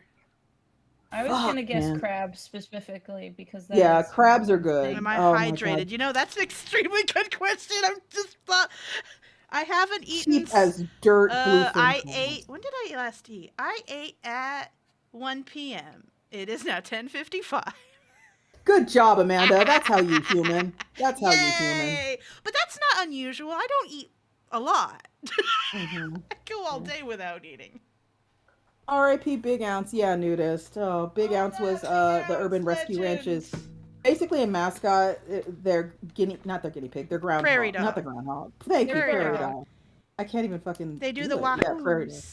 Wahoo! Yeah, and that's how I learned. Like prairie dogs can make good pets. I didn't know rodents, that. Hey, here's the thing. Most rodents do. Team rodents. Yeah, but except for capybaras. Capybaras are not good pets. They're shitty. They're shitty. Urban Rescue Ranch also has capybaras, and that's how I have an opinion on capybaras. They seem really I shitty. learned a lot about capybaras from the Craigslist ad asking if someone wanted to take their capybara. And Ugh. it was a long essay that was a warning of what you are in for. And if you're okay with this, we will surrender the capybara to you. I don't want to go eat. Don't tell me what to do. And said I do have my water, capybara though. would frequently bite men's penises because Oh yeah, I remember this one. This is an old classic. This is like an old school classic. it was something to do with like it basically thought that that's how it could like nurse or whatever. Oh So it was trying, it thought the penis was a nipple and was trying to nurse from the penis and biting it basically. And he's like, so this happens a lot, FYI. A lot. So wear a cup when you are taking care of the capybara. Also, menstruating women can't be around the capybara because it will go into a frenzy. Fuck? Yeah, it went on like that, Spike. It was like 3 pages worth of horrible things that this animal will do to you if you were its owner. And it's like, but if you're okay with all of that, please come get it. It will go into, I like the idea that's the copy. Please do not menstruate around the capybaras. They will go into a frenzy. There was detail about what that meant. Yeah. They were much more detailed about what these things entailed. Like, I don't remember the exact details. It was just basically, it could not be around menstruating women. Bizarre. Oh, that's bizarre. But yeah, they don't look very pleasant, I have to say. I mean, I think they look very nice. It's just they're not pets. Don't Yeah, no, have they're them not as a good pet. pets, but they are excellent shapes. Hello? They are excellent shapes. Yeah, Not they're good pets, A+ excellent shapes. shapes. Great shape. No, sorry. But I have had my horizons broadened. You're insulting all of my furries. I have had my horizons broadened because of Big Ounce. I did not know that a prairie dog could be Again, team rodents. I- Almost all of them make, as long as they're under a certain size threshold, team rodents. There's a reason he's got a new rodent friend. Oh, is this the Nutria? Yes. Yeah. Well, I don't know think about it's a Nutria. I that think one. it's too small. He's a door. How dare you? What do you mean you don't know about that one? It seems to be afraid of him. It's not going to be a big Ounce. No, it is not acting afraid of him. That is not fearful rodent. Okay, Amanda, rodent expert logging on. That is not fearful rodent behavior. That thing is chilling. I Googled free capybara Craigslist and immediately found it. What's it say? Let's see. I considered rehoming Ben when he was young because he has a bad habit of rooting for milk where he thought I should have a nipple, which apparently capybaras, it dangles between one's legs. So for 10 weeks, I survived 10 weeks thanks to an athletic cup. Ben and I both survived only 2 trips to the emergency room for me. He becomes a very aggressive whenever it is time for eating or mating.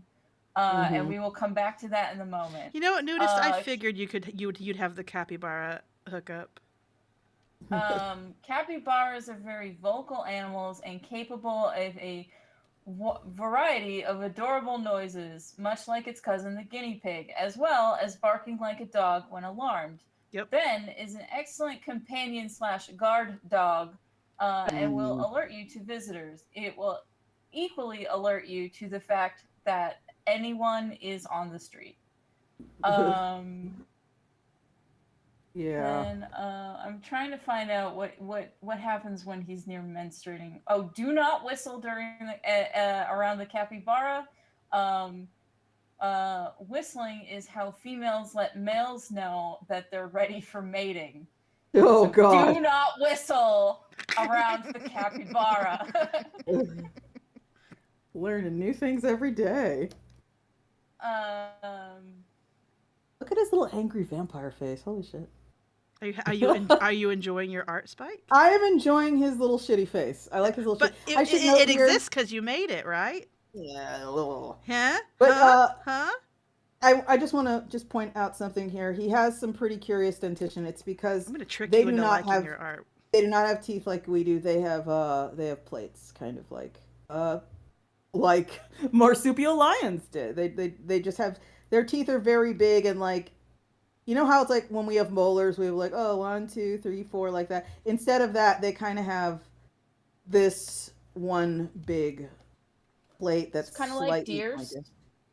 Not like deer, more like, I mean, again, if you look at marsupial lion and you look at their Yeah. dentition, that's kind of what's going on. So while what I've got down here, it looks like a simplification of multiple teeth. No, it's a plate.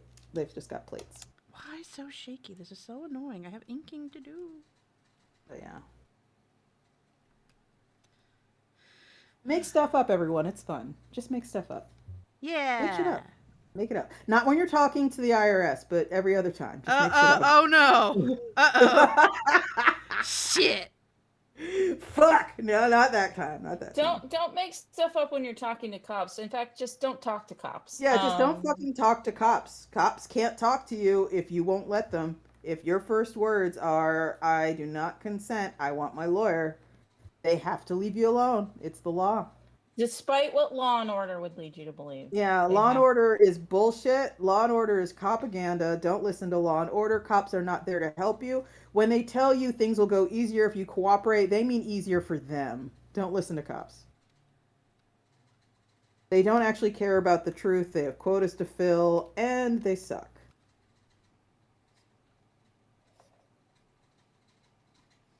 I know this is all very preaching to the choir in this particular I was about to chat, say. but you know, gotta say it again every once in a while. Cops are not your friends. Cops are not your fucking friends. I They learned also that. don't I belong learned at that the clubs. hard way. Yeah, cops are bad. Wee. What's that thing people have been saying? Fuck every single cop, especially that son of a bitch cop you're related to. Yeah. I still love All Dogs Go to Heaven except for those class traitors on Paw Patrol. Yeah. I still, have you ever like been around a person and they say something and you just quietly file it away in your brain because you're gonna steal it and put it in fiction? All the I'm time, freak- every day. Yeah. I'm just. And I have. That's why I like people I still watching re- so much. I still remember a conversation I overheard in LA once, and I'm going to get it into a comic soon. Yeah. I'll figure out a way. Mm-hmm. It was one of those things how how when you're listening to music, sometimes there's like a brief moment of silence before the next song plays. Mm-hmm. And so I was in a coffee shop drawing, had music on, and in the brief moment of silence, I heard the girl next to me say to the person she was having coffee with, "You're the least annoying of all my friends." And I paused my music because I was like, I need to listen to the rest of this conversation. Yeah. Yeah. Yeah. And mine was, this is actually another cartoonist. We were in New Orleans. I don't remember what for. It was probably for something. Who fucking knows anymore? But we were in New Orleans for something. And we were trying our best to avoid Bourbon Street, but we had to walk by it at some point. And for folks who don't know, Bourbon Street, that's basically, air quotes, where Mardi Gras happens. That's where all the bars are. That's where, if you are coming to New Orleans for Mardi Gras, you go to Bourbon Street. It's got the highest concentration of drunks, tourists, and drunk tourists. And as a result, it also has a lot of cops. And some of the cops, for the sake of whimsy, I imagine, are mounted police, so they're on horseback.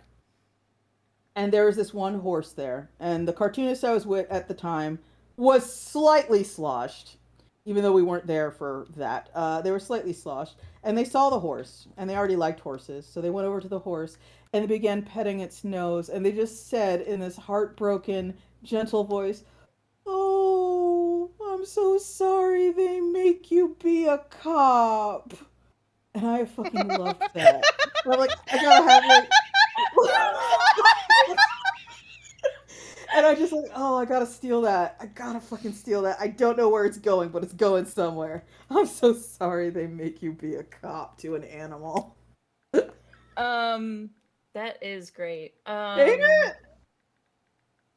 If you want, I can tell you the rest of the "You're the least annoying of all my friends" Oh, definitely. conversation, because it went Definitely. wild places, as Oh, Uh-huh. predicted. I'm gonna put a pin in that. I want to tell a story after that, so please go. Hmm. Um, so, she's like, "I'm not going to so and so's wedding because her boyfriend made her gain 20 pounds." Hmm. That's interesting. Okay. How did that come Uh, about? they do not elaborate. Her person she's talking to is just nodding along, like, yes, that makes perfect sense. As one does, I suppose. That's the only other part. Like, I feel like Okay. that one's too I, specific. Like, I Mhm. can't get that in a comic, but I can get "You're the least annoying I, of all my friends" I in a have comic somehow. I Mhm. had this community college friend who used to just like constantly like make me double take, and it's like I would love to get some of my stories with them into fiction, but it's like I don't know if anyone would believe this actually. Like if I turned her into a character, I don't think people would think she was real. It's like people don't act like this. I'm like, no, I promise this Yeah. happened. I was in Yeah. class one day and we took a painting course together and we hung out and she walks up and she looks disheveled and she looks upset. I'm like, what's going on? She goes, oh, I wrecked my car on the way to school. I'm like, oh shit, I'm sorry. So then we keep painting and she leaves and then she comes back even more distressed. She's like, the cops are here for me. And I'm like, wait, what do you mean the cops are here for me? And so what happened was when she meant she wrecked her car on the way to school, what she meant was she wrecked her car into the median, realized, oh, that sucks, and then just walked to school and left it there. Oh God. So then like the cops came because they're like they had to find who owned the car, and when she realized it, she like panicked and was like, "I gotta go, I gotta leave the school. Don't tell them I was here." And I was like, "No, you. This is actually a situation where you do need to talk to them, please. Yeah. Like, You no, kind of can't. You can't. This is not something you run from. like no. You. What did you think was gonna happen?" She was like, "I don't know. I figured I'd just come back for it later." Wow. We had a lot of like, Wow. We. and we How were old was this person? She was a year younger than me because we were both in community Wow. college together. Wow. And we were also this I've told you this one for sure. I told you this one. We were in a creative writing course together as well, and we were critiquing Hmm. each other's work because you had to pair off and critique each other's work. And I told her, I was like, you can't type in this font. It's hard to read. It was a font where like every round vowel was vaguely heart shaped and every punctuation was heart shaped. Oh And I was like, you God. can't do this because I can't read this. She goes, but that's my writing style. A font is her writing style. Yeah. Got And it. I was like, oh my God. No, she's one of those people I think about her a lot and I'm extremely fond of memories. I'm like, I could never make you into a character. Yeah. No one would believe this. Ah. We haven't talked to her. I hope she's doing well. This is literally. I should just release the comics looking like this because this is the only way I like them. Shut up. True. You're a monster. No. This is like the best he'll ever look. Every line I add from now on will make him look worse. I'm nostalgic now. For community college, No, God, no. for Texas. No, God, no. For this specific friend. She was Okay. she was a hoot. Like for all Yeah. her like eccentricity, she was a hoot. We hung out for reasons. Well, maybe you'll see her on what's that fucking Gordon Ramsay show? Help me. I don't know what you're talking. I'm sorry. There's a Gordon Ramsay show where it's like a game show. Oh Oh, fuck y'all. Y'all know what You I'm know talking I about. don't know things, Spike. You know specifically See, that now I... you're going to make me look shit up. I hate you You all. know that I specifically don't know stuff. I don't watch things. Let me. Gordon Ramsay If game it's show. not a cartoon, it's dead to me, usually. I know that feeling. By the way, this is one of those things. Gordon Ramsay's bank balance. I'm not looking for Gordon Ramsay's bank balance. What the fuck? Oh, that's a game show. Wow. Okay. All right. I didn't know there was a game show that was literally called Gordon Ramsay's Bank Balance. You know what? The more you know. This is going down weird paths, and I do not intend to follow it. Okay. But yeah, I was just saying that the Gordon Ramsay was at Hell's Kitchen. Thank you, Nudist. There was a game show called Hell's Kitchen. Maybe it's still going. I don't know. Game show? And I had a very surreal experience one day where there's a girl that I went to college with who had a very distinctive voice, and while I was cooking in the kitchen and I could not see the TV, I heard it, and I was like, "What the fuck?" Oh, and I walked out, Okay, I know what and you're there talking she about was. Yeah, there she was. I don't know what she's doing now, but she's. I don't know how well she did either. I don't know anything about it. I just saw her. I was like, "Huh, there she is." What do you know? Which was a surprise because she was not in school for that. Because I knew her in college, so I knew what she was in school for. She found her passion. No, because she's Getting yelled not at by cooking Gordon anymore. Ramsay. She's Oh, not. Yeah. her passion was getting yelled at by Gordon Ramsay, and she lived her dream, and then was like, "I've achieved nirvana, and I'm done." Yeah. I like that what's going on the screen right now because it looks like Bettany is screaming at Porma. Mean of him. It looks good. Good. Natural. Why would he yell at a little gay rat? That's so mean of him. Cruelty. He's just jealous of his cool clothes. Homophobic at rats. Stop being homophobic to rats. Yeah, Bettany, very rude. Very rude.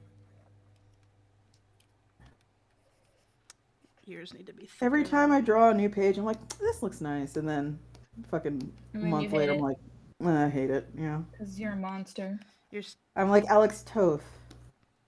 Oh God, No, I he hope hates not. everyone I else's hope stuff. not. Yeah. Spike, he hates everyone else's stuff. He doesn't Not his hate his own. Okay. He quit working at DC because the rest of DC was making him look bad by association. So. Okay. My bad. Oh, fair point. Nudist. He hates placental mammals. It's true. Yeah, he does. Yeah. Part of the reason go for it. I bid on one of those pages that he critiqued in his critique of Steve Rude. Yeah, I saw. How'd that go? Oh, I was outbid. I bid $300, and the winning bid was $700. And it's like, while I want this page, I don't want it for $700. Yeah, I've had moments like Aether that. Tales makes a very good point. Spike, seriously, aren't you a vocal proponent of artists never putting down their work in public? Oh, right. She's a hypocrite. Yeah. Well, that's not news. I don't fucking. It's like I have fun drawing, and I really like this face. This is actually a really fun face to draw. But at the same time, I know I'm gonna hate it, so it's kind of discouraging even when I'm enjoying myself, you know? Because I know that this is so temporary. Some days I think you just need therapy. Oh, I definitely need therapy, but I'm never going to get it. Spike! I'm just telling you a fact. Spike. What? I love you, and you worry me. No, here's the thing. I want you to like your art. That's never going to happen. At the end of the day, I'm pretty pleased with how things have turned out for me. And I think a sort of inextricable part of that is how I am.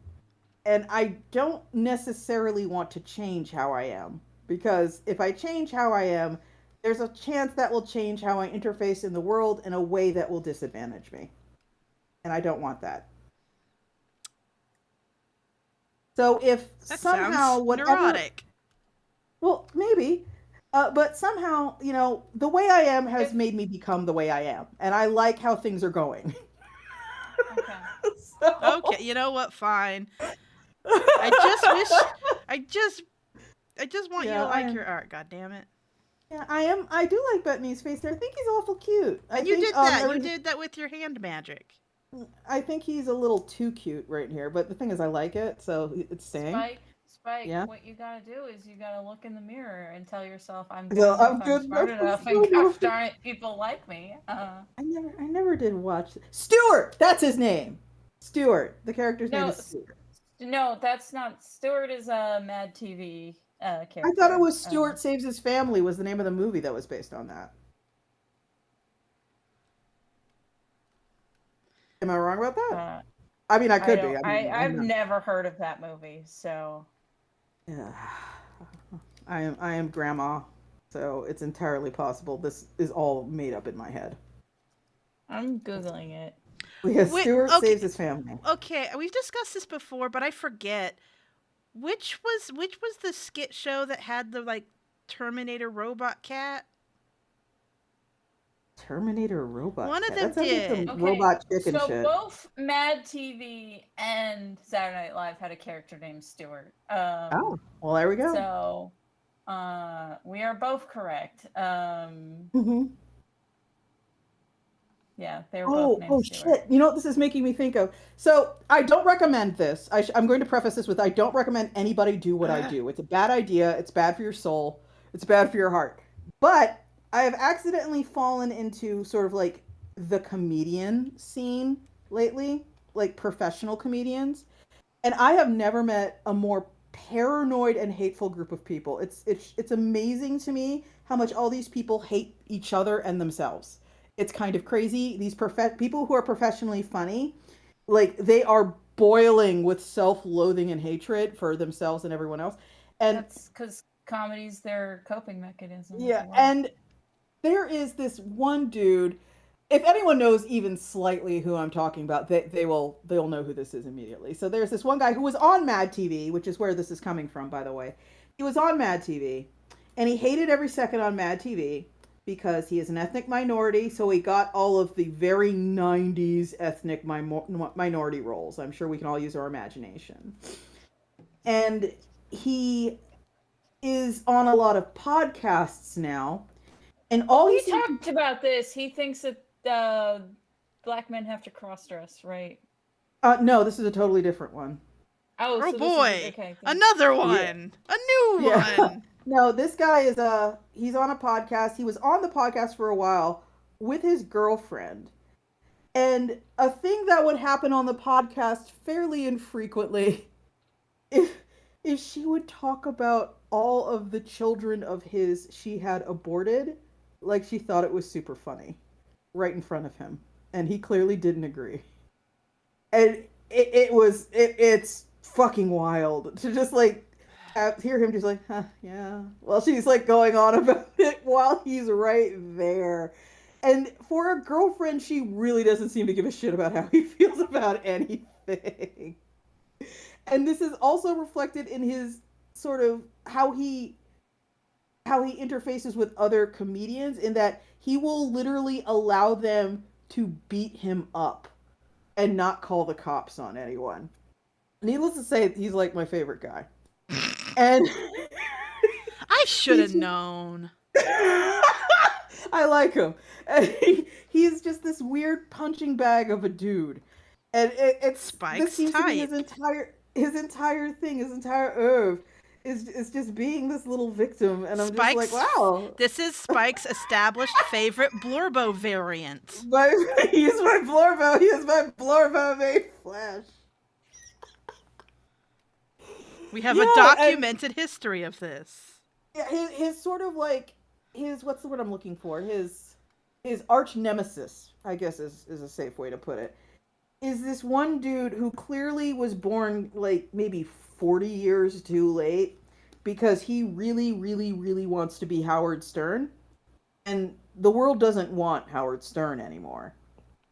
And that's not stopping him from And when trying. they did, they had Howard Stern. They had Howard Stern. So. But like a thing about Howard Stern is even he's not Howard Stern anymore. Which guy is that? Yeah. He is a Howard radio Stern DJ. did like sort of a gross Shock let's jock. talk about sex radio show. Okay. Yeah. So it was kind of like we're going to talk about My right as an weird, American. inappropriate stuff on the radio. Let me As his tell you bit. about a thing Howard Stern did as a perfect example of who he is, Amanda. He had a game show where family members would answer trivia questions. And by family members, it would be two people teams of brother, sister, father, Wait. What daughter, did this guy or look like? He has vi- curly hair and he frequently wore Okay, I glasses, know who this guy sunglasses. is. Okay, cool. I got it. yeah. Yeah. It Yeah, all Yeah. came but to me. just as an illustration of the kind of guy he is, he had this game show and it was two people teams answering trivia for money. At least that's how it started out. And then it very quickly degenerated into God Howard damn Stern it. simply saying, I will give you X amount of dollars if you feel up your own sister's boobs Yeah. while she's naked. So that's the kind of guy Howard Stern is, and that is the kind of entertainment he provides. And like George Takei, he sort of his catchphrase post Star Trek is him going, "Oh Oh my," my. and that was from him being on the Howard Stern show a lot. Because he was constantly scandalized, so he would be Yeah. saying, "Oh my." So yeah, he'd be a guest on it and be like, "Oh my," like at the Yeah. weird shit they were doing. And it actually like Consuming in the media grand is a scheme, mistake. yeah, yeah.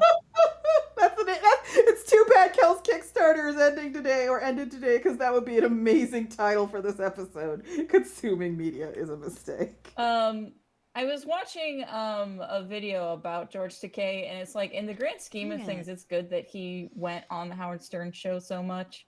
Yeah. Because it got a lot of those like edgy dude bros more accepting of gay rights. Oh yeah. Yeah. But anyway, so the guy that's your Blorbo Spike, Yeah. he He has a friend that definitely. wants to be Howard Stern 40 years too late. Yes, exactly. He's very much my Blorbo, which is I think why I like him so much. But all these comedians, and this is a thing that is like coming up in the conversation a lot. Joe Rogan, most popular radio dude right now, he has kind of injected into the comedian ecosystem a bunch of people who just straight up aren't fucking funny. They're just friends of Joe Rogan. And the backlash to that has started. Where once upon a time, being Joe Rogan's friend was your ticket to everything. Like whatever you wanted professionally as a comedian, you could get it if Joe Rogan, signed off on you. You got movies, you got tours, you got the coveted HBO special, you got whatever you wanted. But now, people are very, fuck Joe Rogan, fuck Joe Rogan's crew, they're ruining comedy. And it's kind of fascinating watching that backlash, watching people who are part of that crew notice that backlash and trying very hard to get ahead of it. And it's just like there is nothing funny about being a comedian. It seems miserable. Because again, one of the things that's about them is they're really fucking mean to each other all the time. All the time. And they have to do it publicly. And so they're just like on the show being all like, you're an alcoholic, right? You're an alcoholic and your wife can't stand you. You know that, right? You know that, right? Because we can all see it. Just so you know, we just want you to know. Like your kids hate you and Is you're an this alcoholic. specifically a stand-up comedian or like a comedic actor? He's both. Because I think what you're describing is more the problem of stand-up comedians. I feel like people who are comedic actors, while they're still frequently fucked up, they're not usually as fucked up or as mean. Yeah. Because they're thinking about a wider narrative to be a device to comedy rather than just like riffing off a particular thing. It was actually for a little while I was watching Comedians in Cars Getting Coffee, which was basically Jerry Seinfeld would get coffee with random comedians. And I stopped watching it because I was like, I don't think Jerry Seinfeld's that funny. I don't like a lot of the people he's interviewing. Yeah. But his episode where he talks to the two episodes that I really liked were one where he went to Mel Brooks's house. Mhm. Because Mel Brooks always told a narrative. He wasn't a stand-up guy. Like the Yeah. narrative was a device for jokes, but so that was a lot more interesting that them talking about the process of making the movies and figuring out what's too far, what's not, in the context of a narrative. Um, and then when the episode that's about him and Patton Oswalt getting coffee, Mhm. because they have a fundamental disagreement about how they approach comedy. And I Mhm. think it distilled why I like Patton Oswalt and I don't like Jerry Seinfeld. What's that? Because Jerry Seinfeld was like, the bit is all that matters. Mhm. Like, and whereas like Patton Oswalt was like, no, you build to something, and like, um, so it's very clear like Patton Oswalt thinks about narrative And Jerry and Seinfeld Jerry doesn't. Seinfeld does not. They also talk about Superman because Patton Oswalt's a big nerd and Jerry Seinfeld likes Superman. And Mhm. Patton Oswalt is talking about stories that involve Superman and how it made him feel. And Jerry Seinfeld's just like, because he's the strongest. That is really shallow. Yeah. And so I think like that sort of stand up focusing on just the bit is kind of why um the stand-up comedians can get really mean with each other. Yeah. It's wild how mean they can get. And the thing we were talking about before with somebody, that is Cat Williams. And Cat Williams is Okay. one of those dudes who, when he first kind of got really big, I thought he was super fucking funny. He was extremely funny when he first got really big. And then he seemed to go insane. Yes. And he's just never gotten better.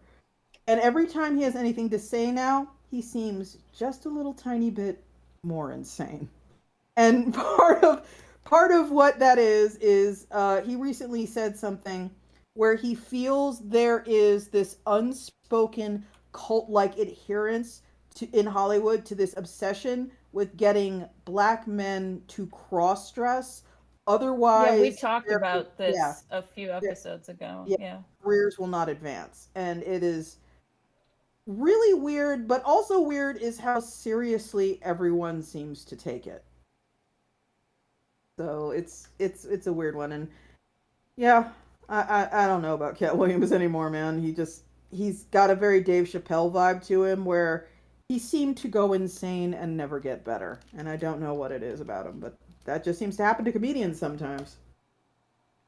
Oh, Ritz is in the chat asking if I saw the episode of where he goes out for coffee with Ellen and talks about Seinfeld talks about basically not raising his kids and the look of contempt Ellen gave him cracked me up. Ugh. I did not see that episode. I think I had stopped watching by that point. Ellen's just straight up Uh, retired now, basically, right?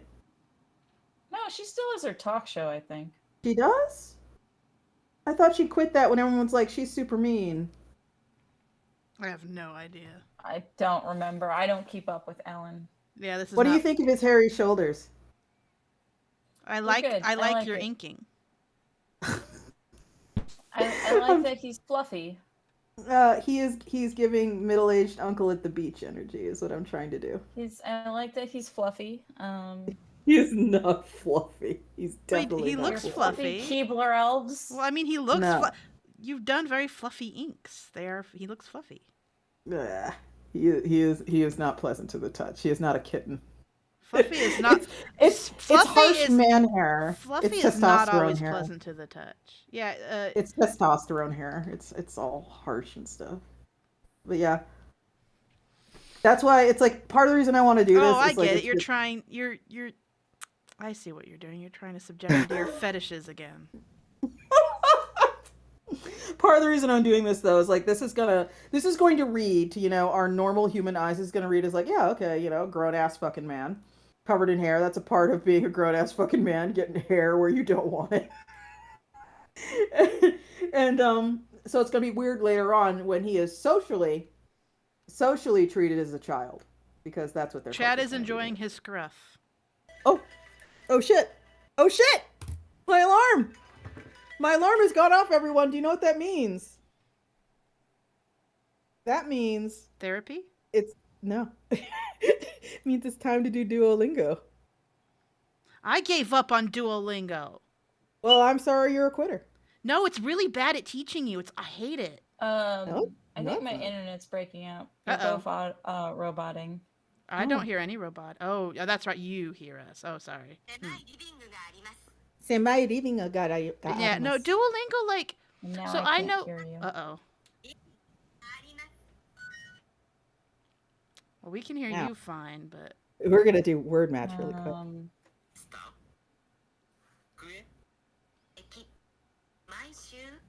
Spike? Yes. I have to do this or I will lose my streak. Okay. You want me to lose my streak, Amanda? Oh, Kel's gone. Kel will be back once their internet is I am ideally partnered fixed. with Shannon Wheeler right now. I don't want to embarrass myself in front of a guy whose comics I read in college.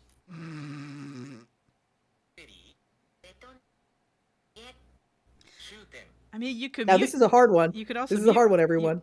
You could also mute yourself while you're doing this. Amanda, can you hear me? I can. Hello, we can hear you, Kel. Uh-oh. Now, Okay. it takes about 15 minutes. You were all roboting for a little bit. So. Okay. Gojupun. Gojupun. Urai. Spike, you could Yeah. mute and do this. I could. That would be polite. Man, can you imagine me? My internet is done for the evening. Y'all want to call it here? You guys keep cutting out. Okie dokie. That works. Let's call it here. Let's call it here, okay, everyone? It's fun that, like, I got a lot fucking done. I don't know about y'all, but I got a lot done. No, I got a fair bit. I could have done faster. Yeah. It's fine. Yeah, we were too busy yelling at each other to function at optimum speed, but we still got a lot done. I get to return to the sofa. I get to draw. Yeah, I'm gonna keep drawing, with a cat in my and lap. I'm going to finish watching The Tale of Princess Kaguya and finish drawing this. Okay, everyone, thank you so fucking much for coming. Please like and subscribe. Please, please, please, so you can get an alert next time we do this next Thursday. Per usual, I'm Spike. Subscribing probably won't give them an alert. Yeah, but they got to ring the bell if they want to get that. You got to tell them to do that. Yeah, ring the bell. Ring the bell and like and subscribe, please. We appreciate it. I'm Spike. I founded and run Iron Circus Comics, where I am editor for life. I also found and run Iron Circus Animation. Please, please, please watch Lackadaisy on YouTube. We are hard at work on episode 1 as well as another mini episode, and we hope you like it very much. What you've been watching me draw is a webcomic called Blicata, which takes place in Definitely Not Eurasia, starring Definitely Not People. It is my commentary on revolution and Cossacks and how dreams can fail. Keebler elves. They are Harry Keebler elves who do bad things, and I sure hope you read and enjoy it. You can go to blicata.com, not HTTPS, but HTTP, because it's a forward to my pillow fort. It's not a real website. I just grabbed the domain to reward myself. So please go to blicata.com to read Blicata. You can also go to ironcircus.com. Coming up really soon, as in next week, we're going to have a 50% off sale for one of my favorite books I've ever fucking published, which is Evan Dom's The Harrowing of Hell, which tells the apocryphal story of what happened for the 3 days Jesus was dead. So it's very Easter appropriate. It's really fucking cool, and I can't recommend it enough. We also have a crowdfund that's going to launch in about 10 days for the awesome webcomic by S.E. Case called Rigsby, Wisconsin, or Rigsby WI specifically. It's great. It's about shitty teenagers, which is one of my favorite things on earth. Please back it and give it the print, the mass market print debut it deserves. I'm Kel. I make comics that you can read at kelmcdonald.com. Thanks everyone for backing my Kickstarter. Woohoo! I hate social media. Now that my Kickstarter's done, I can go back to ignoring it. But I am on Blue Sky and other social medias. They're all linked on my website, which is kelmcdonald.com. I also stream Tuesday, Wednesdays, and Thursdays at twitch.tv/kelmcdonald. So you can come watch me draw on those days of the week. And next week I'll be drawing art for a video game for Iron Circus. So come watch me draw that. Secret. I'm Amanda Lafrene. My link is in the description. That takes you to my website, which is currently a placeholder hub that links to all my crap. I'm mostly active on Blue Sky lately, but even then I'm a little less active because I also work as a escape room game master now. What I have been drawing is a webcomic I am launching in the summer. That's just Sonic the Hedgehog will never be good. I'm making my own. The end. That's it.